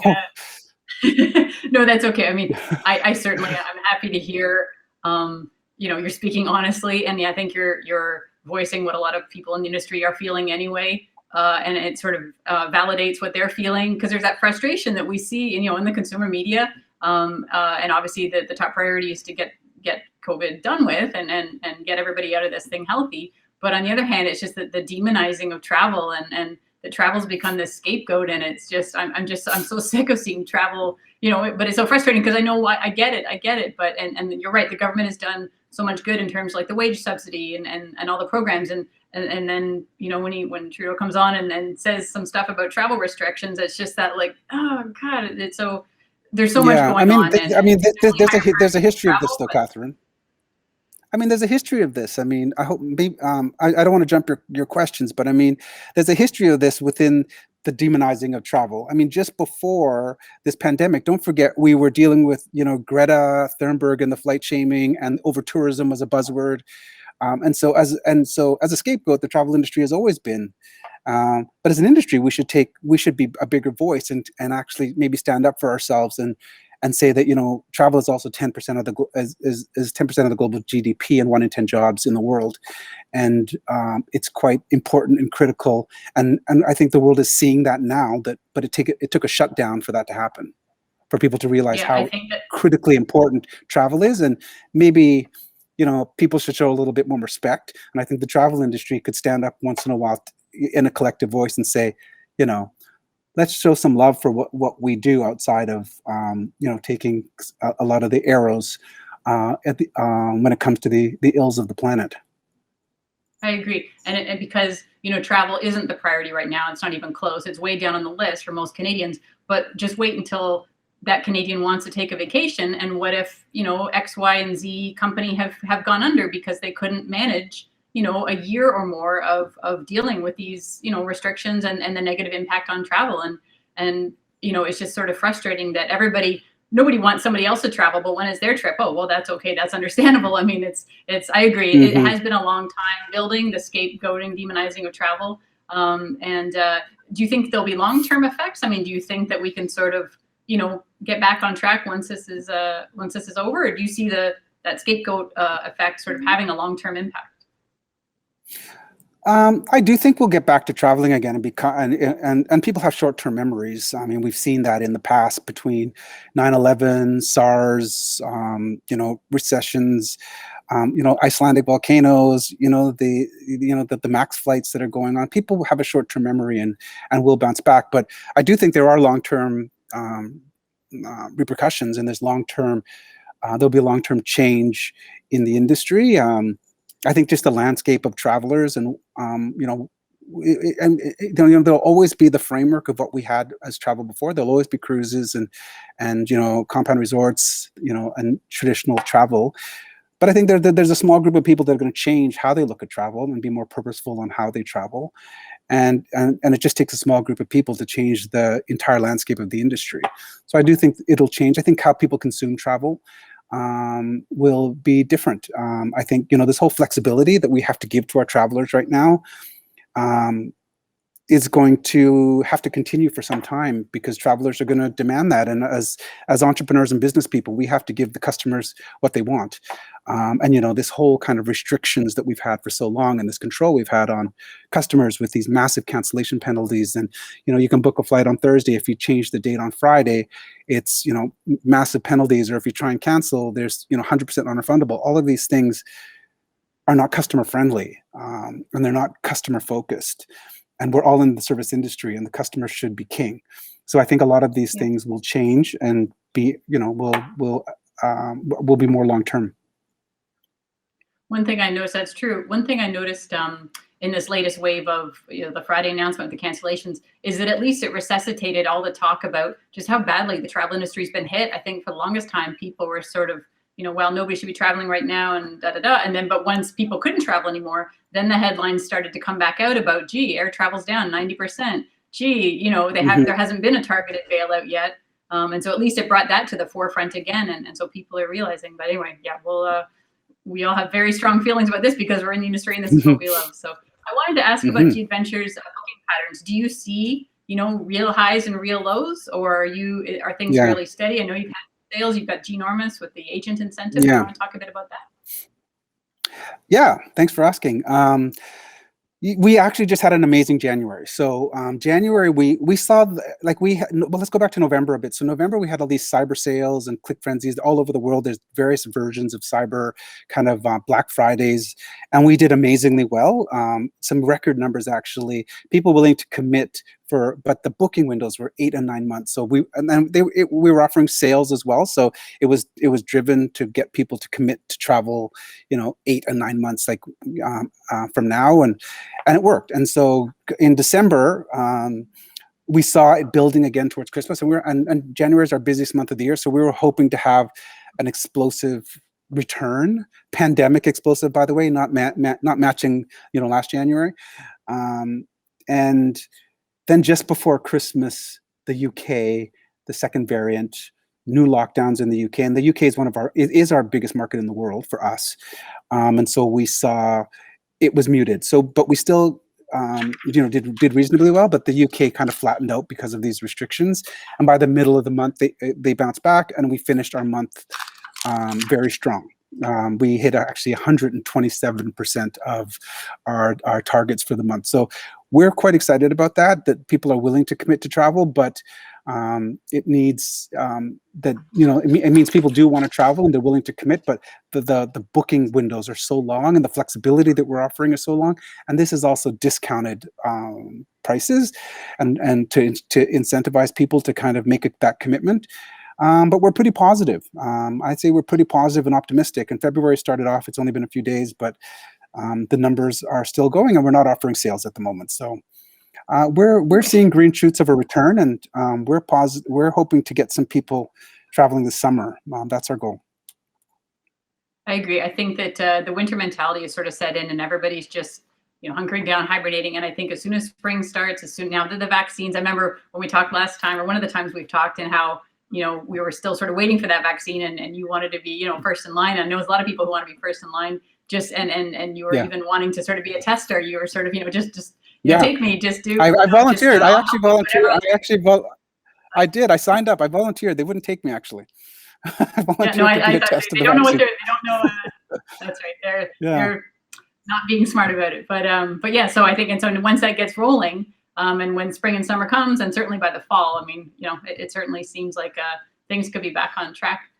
You guys just did an interesting travel survey, came out, I think, a few weeks ago, to retravel, and just looking at sentiment and how it's changed. I don't know if this was, I'm sure you do surveys all the time. I don't know if this was just sort of more of a pandemic era kind of survey, but have you seen, changing sentiments about travel? Have you seen priorities shifting? Do you want to talk about any findings you saw in the survey? Yeah, I mean, basically the big news about the survey for us, and this is what we were looking for. So, is that on the other side of this pandemic, that people are going to be more connected and purposeful in travel. That they want more meaning and be more meaningful when they make their decisions to travel. People I think are going to naturally travel slower, so they're going to take less trips but stay longer and be more connected to the destination and purposeful when they decide to travel. And that's what we want to see. That's, we've been doing this for 30 years or 31 years now at G Adventures, but the consumer now is looking for something more. I think just prior to the pandemic, I don't necessarily think the travel industry was in a great space. I think we're caught in this industry of selling amenities and the destinations are irrelevant. And I think as an industry, that's very dangerous for us. Because we're in the travel industry, and if the destination is no longer relevant, and instead we're selling Broadway plays and 10 restaurants to choose from, and zip lining and go-karting and indoor surfing, instead of the destination being relevant, and we're selling amenities and no longer travel. So I think that there'll be more people on the other side of this that will be more purposeful, and we need people to be more connected to why they want to travel or why they want to go to this specific country or just any country, but all they care about is the amenities or the thread counts on sheets. And so our data showed that 77% of people want to have a positive impact when they travel, and they're thinking, and because we've been saying this for 30 years now at G Adventures. There's a tipping point that's going to happen where people start matching their values in the way they live at home with their values when they take a holiday. For far too long, people suspend their beliefs when they go to another country, and we've always wanted that to change. And maybe it took a global pandemic for people to kind of rethink, why they want to travel and why any specific countries. I mean, there's over 190 countries in the world, and each one is unique and beautiful and different than the other one, and you should connect to where you go. And And that's our goal when we're selling travel, to get people passionate about why they want to go. That's so interesting. Like, as you say, I never thought about it, but it's true that sort of people do what they're supposed to do at home and very environmentally, a lot of people environmentally conscious, and then they get on vacation. It's like, woohoo, it's sort of like, what happens on vacation? It's excess. On vacation. Yeah, that whole mentality. Anyways. I was just going to say, my last question was sort of tying into what you were talking about. Just, I guess, like you were saying, it's sort of a reset. It's it shouldn't have had to take a pandemic, of course, and nobody in the industry would have ever wanted this. But just as a last question, we've got just a couple minutes left. Is this sort of a reset for the mentality of travel? And can this almost just move the needle on how important sustainable travel is to people?